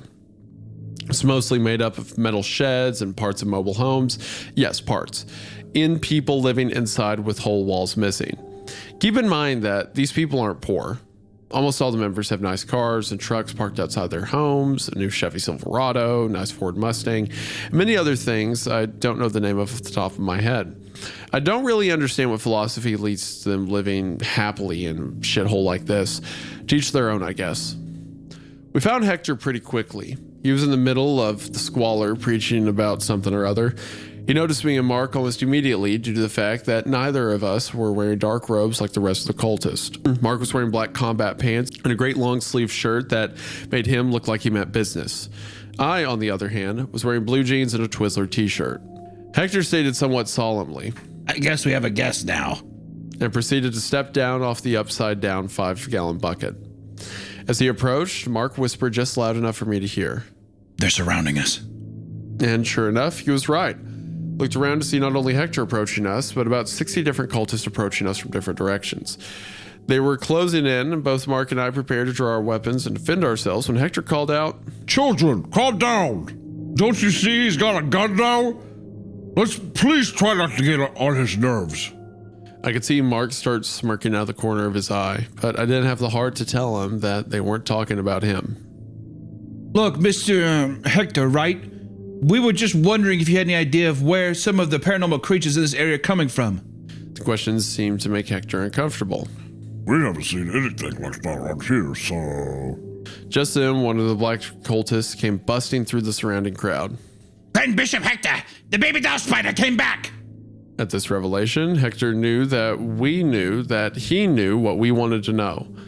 All I could do was look back and forth from his distraught follower and us. He finally decided to just awkwardly smile at us. As much as Mark wanted to continue questioning, we both noticed that the cultist that came back was missing large chunks of his robe and his flesh. While the man stood there hyperventilating in front of his leader, Mark pointed something out to me. Cole, he's holding a severed hand. We didn't want anyone to overhear us while all the focus was on Hector trying to console a hysterical man. I responded to Mark's observation with, Look, if this thing is coming, we may have to put the skitty hunt on hold. As much as these people are a nuisance, I don't really want to see a community get slaughtered. Mark shot a conflicted look at me. I agree, but we aren't prepared for a fight with something like that. While we were talking, I felt a tap on my shoulder. It was Sonia, Hector's second in command. I hadn't seen her since the last time I was in their little neighborhood, and I hadn't really left on a good note. Now she looked deadly serious. Cole, we have all the information you want and some that you probably don't. But before I tell you, we need your help. This thing is going to tear us to shreds, but I have a way to get rid of it. Sonia was the only member of the Chosen that struck me as somewhat smart. I think she was raised into the cult, and that was the only reason she hasn't left. In some twisted way, it's her only family. Before Mark could protest, I answered. We're in. So what do we... I was interrupted before I could finish my sentence by a loud screeching. The sound was beyond unnatural. I could describe it as a young woman screaming in terror, but the tone kept changing instantly, like a shitty auto-tune from hell. Mark and I looked at each other. Fuck. Fuck indeed, Mark. Fuck indeed. Oh man, just you reading that. It's really worth it. This is really one of the best stories you've ever read, I think. I hate you as a person. There's nothing else I hate who that you are. we could have read that would make you say that out loud. But you did for me just now. I hate you. That's a gift, and I should appreciate these gifts as I receive them. I looked back to ask Sonia what she planned on doing, but when I looked in her direction, she was already sprinting off. I really hoped that she was grabbing some sort of secret weapon and not just being a coward. I didn't have time to dwell on these thoughts though. That's the beast, cresting the hill. Mark said as he jerked my attention back to the situation at hand. Sure enough, as I looked through the trees that lead uphill, I could see a mass of tan, white, and dark red charging down the hill. As it got closer, the cultists started running around wildly. Some pulled out spears and knives, but that looked like they were trying to use chopsticks for the first time. They weren't going to be much help. I was starting to make out some details of the things as it approached. The main defining feature of the baby doll spider was that it was in fact made of what looked like baby dolls. Not just dolls though. Mannequins, cosmetic practice heads. It seemed like all of the different objects were held together by some magic stickiness. I disagree with calling it a spider too. It had 4 legs and 2 arms. It was shaped more like a centaur. Another odd detail was each body part was made up of that specific body part. Where the head should be, there was a massive mannequin doll and other forms of heads that were crammed together. Same rule follows for the arms, legs, torso, and so on. Mark, what the hell is that thing? I don't know. Usually if you see a doll or something moving around, that's a possession, but this is something else entirely. The lady you were talking to better have a good idea. The abomination was now closing in and had reached one of the outermost sheds that dotted the Chosen's headquarters and began tearing it to pieces. I don't think guns are gonna work on this thing. I bet it doesn't have internal organs that a bullet could damage, and I doubt that it would respond to nat rounds since it doesn't look Native American. We're gonna need to use stuff that will break it. Mark said as he grabbed a spear from a nearby cultist and slung it at least 40 yards to hit the thing in the torso. What the heck? What the flick? Mark can throw spears now? Even though it was a solid hit, the monster didn't reel back at all. It just looked in our direction, let out another screech before charging at us full tilt. It was at this point that I realized that the beast was not colored red anywhere on its body. All of the deep red I had seen was just blood that was caked onto the baby doll centaur. Damn it. Doll spider does sound better. As it got closer, Mark yelled, "Get its attention, I got an idea." I nodded and pulled out my .45 pistol, the 45, knowing that it wouldn't kill it, but I could at least distract it. I now realize that I'm actually starting to trust Mark with my life, something I haven't done in a very long time. Yeah, you missed that when you went to the bathroom, Hunter, you missed at the beginning where Cole told us that he was found by the organization while he was drinking and hiding in Mexico. After like every like Expendables movie ever. Expendables. I started hitting center mass as the creature neared the 10 yards from Mark. He now stopped and turned towards me. Mark took advantage of this brief pause and sprinted at the creature. I was confused by this until I saw the round thing in his hand, a grenade. I kept firing and Mark slid under the belly of the beast and plunged his hand in between the parts that made up the creature's torso, then continuing his slide out from the other side. As he got back to his feet, he yelled, "Come!" and dove behind a nearby Cadillac. All the creature had time to do was start to look over in Mark's direction before it was obliterated by a teeth-rattling explosion. Hundreds of body parts rained down everywhere. That may have been the most badass thing I've ever seen. It's really a good thing that Mark started carrying grenades with him everywhere since the Tall Man incident. Cheering began erupting from all around the compound, but the celebration was short-lived. As I jogged over to check on Mark, I noticed that the body parts were still moving. Not only that, but they were all moving towards the same central point. The yells of joy started dying as more people began to realize that things was putting itself back together. Just as Mark started to grab for another grenade concealed somewhere on his body, I heard the familiar voice of Sonya screaming my name. Cole, take this! The woman that lived in the tree said you would know what to do with it. With that, she tossed me what looked like an oversized minnow catching net. That didn't make any sense. There's no way in hell that this thing would be afraid of a net like the pails were, even if it was bigger. All my doubts melted away when I caught the net, though. Sonya was right. I knew exactly what to do. A wave of something came over me when my fingers made contact with the net. It was like an absolute certainty of something, but I wasn't sure what exactly I was certain of. I looked down at the net and realized that where the weights were on a normal minnow net, this one had medium-sized rocks. On these rocks were symbols or runes of some sort that I didn't recognize. They would have been hard to see on the rocks if they weren't glowing a bright blue color. Mark looked at me with a stare of confusion and snapped back to reality. There it is.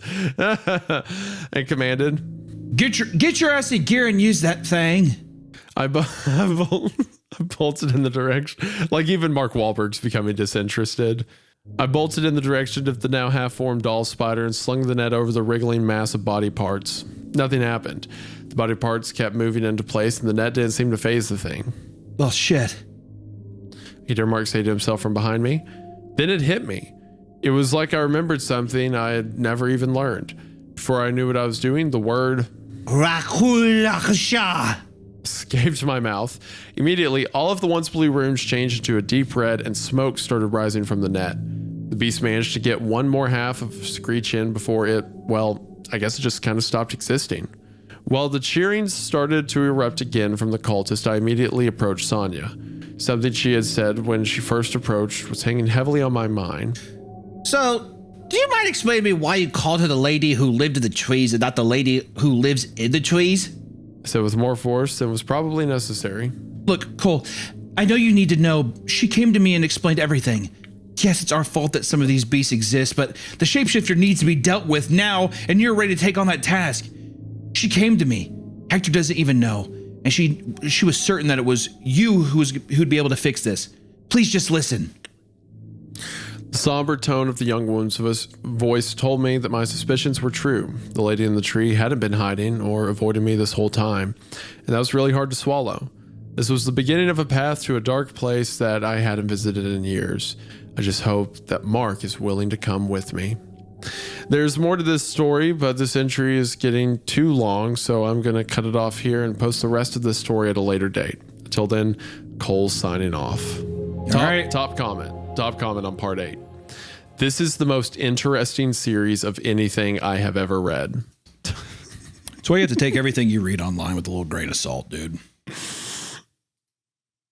The good and the bad. Oh, you're saying that guy's trolling? You're saying he wasn't earnest? No. I'm just saying that, like, I think people just throw out big things like that. To be to be overly nice. Yeah. All right. Well, in that case, last part. Are you ready for part 9? Here we go. I am ready. So where did I leave off? Yeah, that's right. I just found out the one person on this godforsaken plot of land that I had considered to be on my side before Mark showed up is dead. That's right, folks. The lady in the tree wasn't mad at me. She wasn't ignoring me. She had been deceased for almost a year now. She's the only one who really provided me with the means to survive over the past 3 years. She gave me a gun with magic bullets. She gave me hearing and an ear that had been destroyed. She gave me antidotes, alcohol. I'm pretty sure she even did my laundry once. Funny! I also can't help but think that she had something to do with the fact that the spirit preacher couldn't possess me. The most important thing she gave me, though, was her trust. Based on the few times she had directly communicated with me through letters, she had always alluded to the fact that I was supposed to be the one to help cleanse this land of the supposed darkness, like I was the chosen one or some shit. Whether I'm actually special or not, though, she trusted me absolutely, and I failed. In her mind, I was battling these monsters and scaring them away from here. I was the hero she had been waiting on, for she couldn't fight the creatures directly due to some sort of oath. In reality, all I've done for the past 3 years was stick around and get lucky. I've never gone out looking to solve the monster problems around here. Even when I set the trap for Camo, that was purely selfish in reasoning. I was just annoyed by his constant attempts at trapping me. I didn't do it for the greater good of the land. Looking at my life, I've never really done much to serve anyone else but myself. Even the stuff I did after my dad was killed, I wasn't avenging him. I was getting revenge for me. I don't know why she ever decided that I was the one who would make things right. What instincts had told her that I was the man that would finally change something. I really wish she had never decided on me in the first place, because the fact alone is why I typed this in a hospital bed. My throat's hurting and my lip is trembling. Actually, that might be the hospital's food's fault. Not really sure at this point.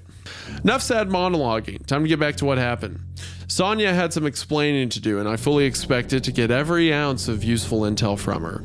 First question I needed answered was, what the hell happened to the lady in the tree? Sonia, what happened to her? She looked at the ground. It was obvious that she was dreading having to explain this to me. She snuck into what was left of my shelter in the middle of the night after Skinny attacked the Ponderosa.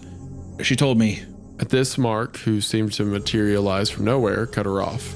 Look, I understand you want to get right to the part where the tree lady died, but first there's some other questions that need answered. Oh my God, no. Why did Skinny attack in the first place? Do you know where he came from? Do you know how to stop him? I turned to argue with Mark because I was the one who wanted to get to the part where she died, but unfortunately, Mark was right. Yeah, as much as I want to hear about what became of the lady of the tree, we need to start from the beginning. Now, what was it that you were saying some of these monsters popping up were her fault? I guess Mark hadn't heard the part of the previous conversation because now he looked at me with surprise etched into his face. Sonia was even slower to answer this time. Well, Cole, it wasn't my fault per se. You know how stubborn and persistent Hector can be, right? I didn't really like where this was going, but I had a pretty good idea. Yeah, I mean, you tried to kill me. What, 6 times, I think? Without thinking, Sonia replied. 9, but that's not what's important. What's important is that Hector has been trying to summon Cthulhu for years now. This is awesome, man. Just hearing you read. Mark Wahlberg's there. This dude's like 4'8", looking up at everyone, but he's like the ultimate operator. Like this is good for me. But in the last year, he's finally starting to having progress, sorta. Mark chimed in. What exactly does progress consist of? Can I get into like a Trump? What exactly does progress consist of? I gotta find my. Well, that wait, what? No. What exactly does progress consist of? What's really funny is when you tried to fuse Mark Wahlberg and Donald Trump, it became Tony Soprano. Yeah, exactly. Pretty much started by Tony. Pretty much. That really is. If I think about it, if you fuse the Mark and Trump like voices, then you get James Gandolfini. Yeah. Fuck you, Carmella. Oh, do you want to tell people the audio message you sent me? Do I still have that? I think I saved that. I can't remember. I think I saved that. Hold on. Please tell me I saved that. With no context the other day, Hunter sent me this audio message. We weren't talking about The Sopranos. No one had mentioned it. We were talking about a business thing, and I said, hey, what do you think? And he replied with this. Oh, wait, that's a different one. Well, okay, so that was a different voice message. He'll do that sometimes. But there was that one's good too. Just the screaming. Gosh, I think I didn't save it. Rip. Anyway, Hunter sent me an audio message where he was Tony Soprano in relations with Christopher, and he was moaning and saying, "Don't tell Carmelo Chrissy," over and over. Oh, yeah, I remember that now. Yeah, completely I don't know why I saved the one of you screaming, but not that one. It's like that all the time with him. Anyway, the young cultist paused for a moment, deep in thought. Well, the attempts at summoning rituals started working, just not as planned. Thanks for coming through the portals we created. The things weren't what we meant to summon, though. So far, we summoned a 15-foot tall cloaked tentacle man that had been kidnapping our brothers and sisters on a regular basis until recently. The baby doll monster you both just saw, and spirits that keep creating minor inconveniences like broken plates and shoelaces being stolen from their respective shoes. But the last thing we summoned, and by far the most vicious, was the shapeshifter. I couldn't believe what I was hearing. So let me get this straight. You people are responsible for the tall man, the ghost preacher bitch, the baby doll abomination, and Skinny? Was there ever a point where you thought, damn, but these witches aren't really helping us out very much. Maybe we should stop. Sonya shrugged as she looked at me. This is Hector we're talking about. She had a point. Hector doesn't know when to quit. Mark decided to pipe up again. What finally happened to convince you that these rituals were a bad idea? When the shapeshifter killed half of us and then only stopped after saying that he was going to take a nap and come back for the rest of us later. That's a pretty solid reason. After considering what she said. So, was it during Skinny's nap that the lady in the tree came to talk to you? Yeah, it was a few hours after the attack. The community was in absolute chaos while Hector tried to calm everyone down. I was in the shed trying to figure out what I absolutely needed to take with me when I fled. When I hear a woman whisper, "Hey," to me, it was her. I immediately knew she wasn't one of us because she doesn't wear much in the way of clothes, and we are very strict about our dress code here. What'd she want? This time, Sonya took a deep breath and closed her eyes before answering. She said that she had to save us from the shapeshifter, but she had a message and a few things that she needed to leave with me. After telling me this, she went back outside for a moment, and when she came back, she was carrying 3 large nets. She explained that the nets were for the man that lived at the hill, you, and that I was to give them to you as soon as possible. She also said that she thought of a way to keep the shapeshifter from attacking anyone again until you had a chance to deal with them. This revelation puzzled me. I knew for a fact that the lady in the tree couldn't directly attack or harm any creatures as part of an oath. Mark stayed silent, deep in thought. I, on the other hand, kept on pressing Sonya for answers. So why the fuck didn't you tell anyone? Why is she telling me any of this sooner? This information would have been I don't know, like a year ago? Sonya flinched as I finished my sentence. Honestly, Cole, I was just scared that if you saw me, you would kick the shit out of me. Guess I can't blame her because you're so tough and awesome. Shit out of a woman. yeah. I just thought that you'd beat the hell out of me because you're so alpha and cool. Well, I guess that's not. I can't blame you on thinking that. Sometimes you gotta put a girl in a place, you know. Yeah, again, she's like 6 foot. He's 4'8", looking up at her. I guess I can't blame her for that one. I did kick the shit out of Hector right in front of her a couple of years ago. Okay. Did she tell you how she planned on doing this? She never got the chance to. Before she could explain any further, we heard screaming along with the sound of ripping metal outside. We rushed out to see 9-foot tall Ron McDonald ripping someone in half while laughing like a madman. The Native American. Hey, Ronald McDonald is another episode callback. The Ronald McDonald house. The Native American woman. These are not strong enough to be like directly to us, but the Ronald McDonald has never been mentioned in another story besides the Ronald McDonald one. The Native American woman looked at me one last time and said, "Make sure to tell Cole that he alone can send these beasts back into those nets. Send these beasts back using those nets. He may not know it yet, but he will know what to do when the time comes. The elder spirits will guide and protect him." With that, the Indian woman took off towards the shapeshifter, which was now a giant werewolf. And she got closer. She started screaming some words I didn't understand. She also started glowing blue, which was odd. She finally got the shape. "Just call him Skinny. It's catchier." Sonya seemed kind of annoyed that I interrupted her, but she continued all the same. She got Skinny's attention when she stopped 5 feet from him. She was lit up like a blue glow stick at this point. She had stopped chanting at this point, at this point, at this point, at this point, at this point, at this point, at this point, and was just standing in front of Skinny trying to catch her breath when Skinny said, "Well, aren't you different? I've never killed a glowing one before," and proceeded to casually swipe at her and with the clawed hand. Indian woman didn't flinch, but the first claw made contact with her, and there was a deafening boom, accompanied with an explosion of what looked like red mist. Skinny can vaporize people? I blurted, now a little more wary of my plans to attack the entity. Sonya was quick to set me straight, though. No. She did something to herself with those incantations. Before that point, all Skinny had done was shred people into smaller portions of people. Mark muttered in response. "Probably some curse that she set on herself as a trap, so when the attacks attacked her, it would trigger. This is why bypass the rules and cause direct harm to creatures in ways Skinny cursed herself attacking her on the way as well." Did anything change about Skinny's behavior after the lady in the tree, you know? What was that under? I didn't really hear that. What did he say? That was Mark muttering.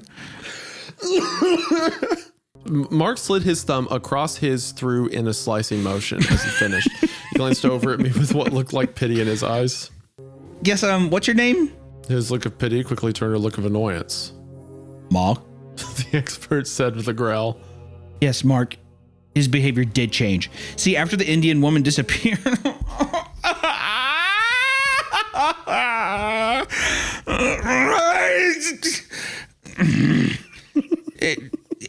after the Indian woman disappeared, it only took a few seconds for Skinny to regain his composure. He almost immediately started laughing, then said, "What the hell was that?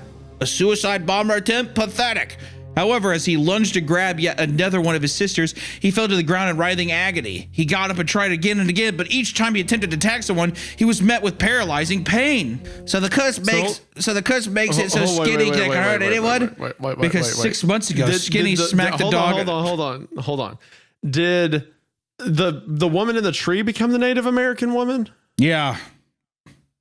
Okay. She was just a Native American woman this whole time. Instead of just saying it was a Native American woman, he had to say the tree person, which is okay. So seems she wasn't oddly a spirit. offensive to me. She was just a Native American woman. Yeah, could have just literally said there was a Native American woman, but he's like, it's the tree lady. Cool. I gotcha. Okay. So the curse makes it so that Skinny can't hurt anyone?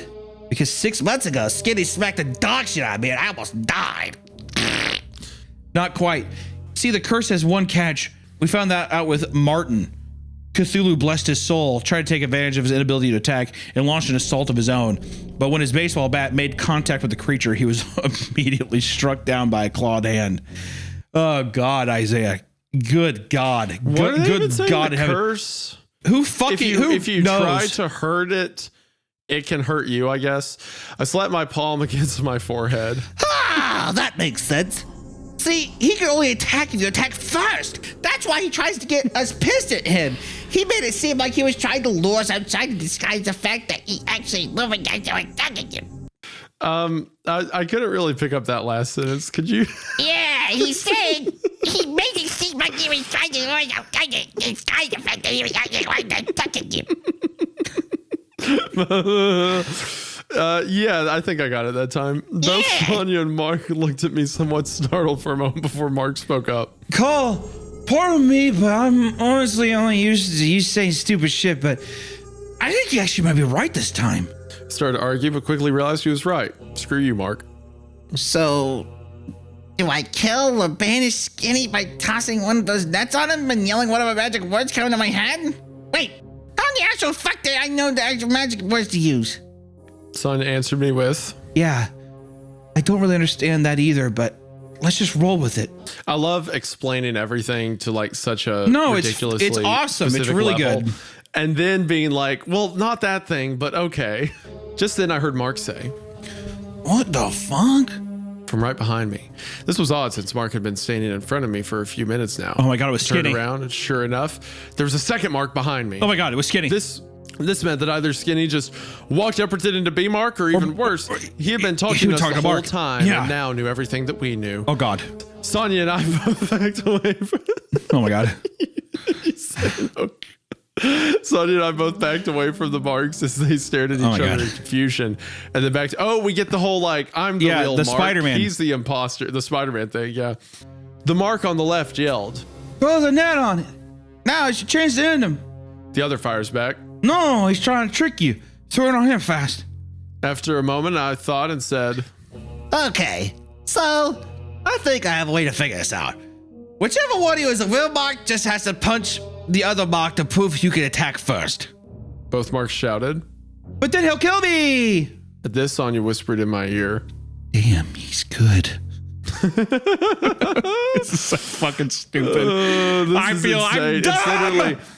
All this build up and it comes down to like the like, I'm the real Mark. You've known me for weeks. Like, but I already had knew what my next move was.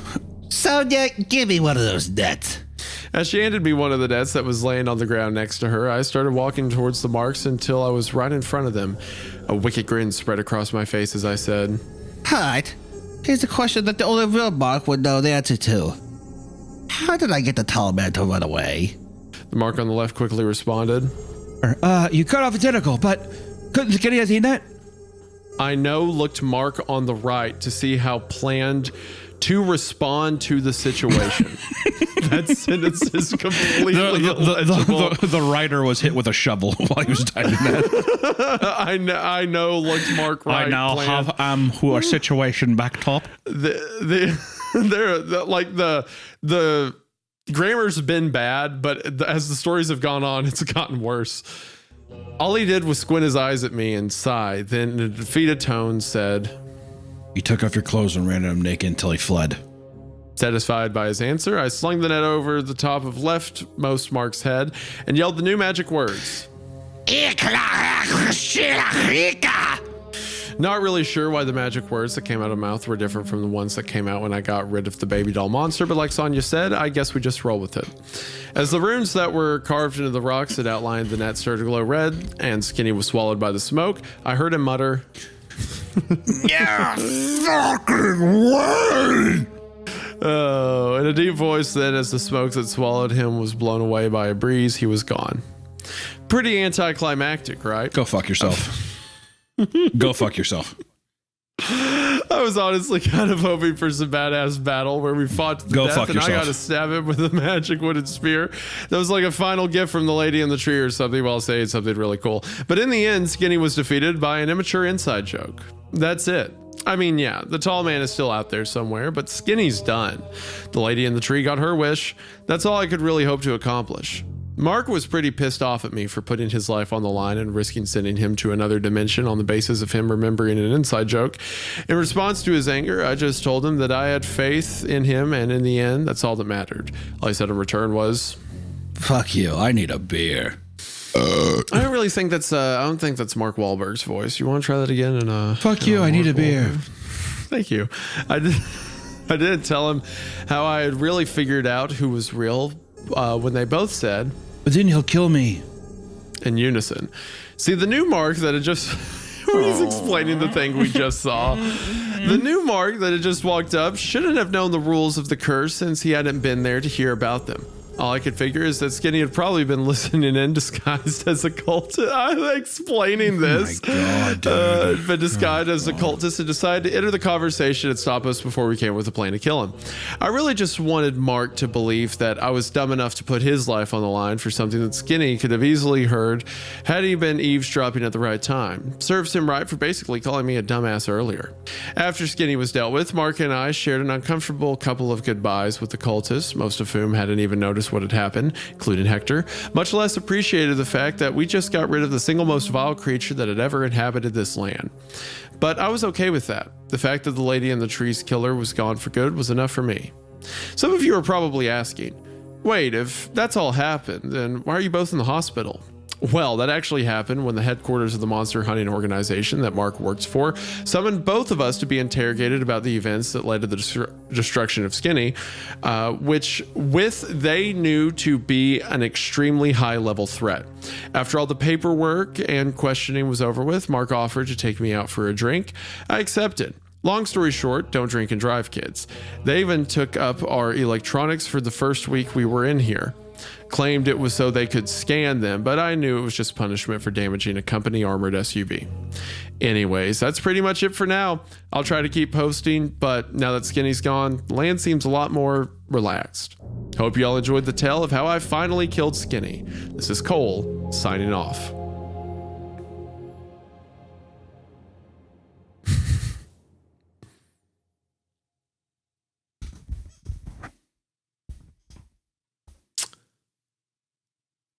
Couldn't Skinny have been revealed by making him punch Cole instead of taking the gamble with Mark triggering the curse? Reply.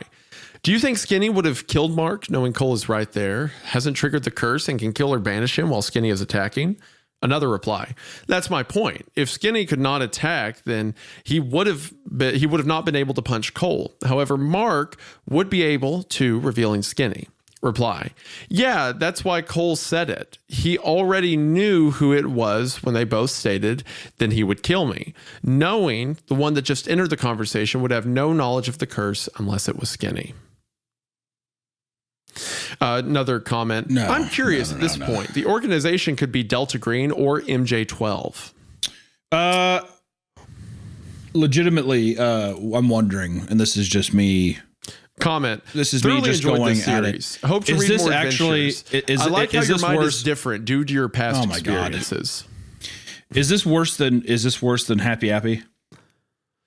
No, dude, you are memory holding Happy Appy. Like the level of detail that got to with him talking about the different models of the cars right before the series was over, saying I'm going to call them this from now on. And the descriptor, there was like half of that story was him talking about how he feels weird because Happy Appy seems sinister. This story was miserable, of course, but it was by no means boring. It was boring in the sense it was badly written, but stuff kept happening. Happy Appy was like a penance. So no, it's not Happy Appy. And it is also like half the length.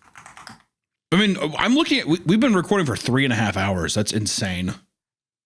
Yeah. I feel like a concept of a cute, campy thing, like I said, cabin in the woods kind of thing, where it's a very short one-parter idea of like a guy. Also, there is no explanation of why the guy is there, what this deep traumatizing thing. They never even remotely say what that is. God,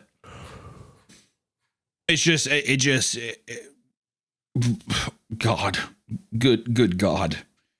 At least we got Carl Weezer. We got that. That was nice. That was about it. I think that was the only happy moment in my entire. I had a lot of happy moments. Anytime you had to read a line, I was having a happy moment, especially the exposition. That was awesome.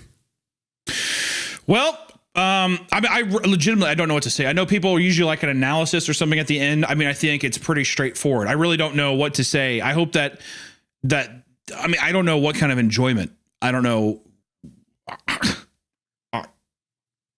I'm flabbergasted. I don't. What is there to say, Isaiah? Well, how do we end this? Oh, don't worry. I found this. Hold on, I'm gonna send it to you real quick. Origin of making the monster. Origin of Mark the Monster Hunter. Or origin of Mark. So it's a prequel. It's a prequel from Mark's perspective. So Cole told me that a lot of people that read his stories wanted to know how much. No, not. No, let's go ahead. Let's read it. We're already here. Let's read it. Okay. All right, why not? So Cole told me that a lot of people that read his stories wanted to know how I came into contact with and began working for the organization that I'm currently with. After seeing how much fun Cole had writing these stories about his property, I gotta say I'm tempted to take a crack at writing. His suggestion to write about how I came into contact with the organization made me realize that I was actually a pretty good story. I'm backing out. Unfortunately, due to personal reasons and specific rules given to me by the organization, I will not be given specific locations or names within the post. Backing out of this. No, I'm good. That's it. That's your video. That's your Creepcast this week. Thank you guys so much for watching this week and listening. We appreciate you. Thank you to our patrons for supporting the channel. And hey, if you're listening on audio platforms, we appreciate you so much. Give us a nice rating. We'll see you the next time. Stay creep. Bye. Specialist at the time. Also note that all of our operations were completely off the book, and if they would have come to light, they may have caused controversy. I've been fighting fights that no one even knows about for a long time now. Maybe that's why I suddenly feel the need to share. Anyway.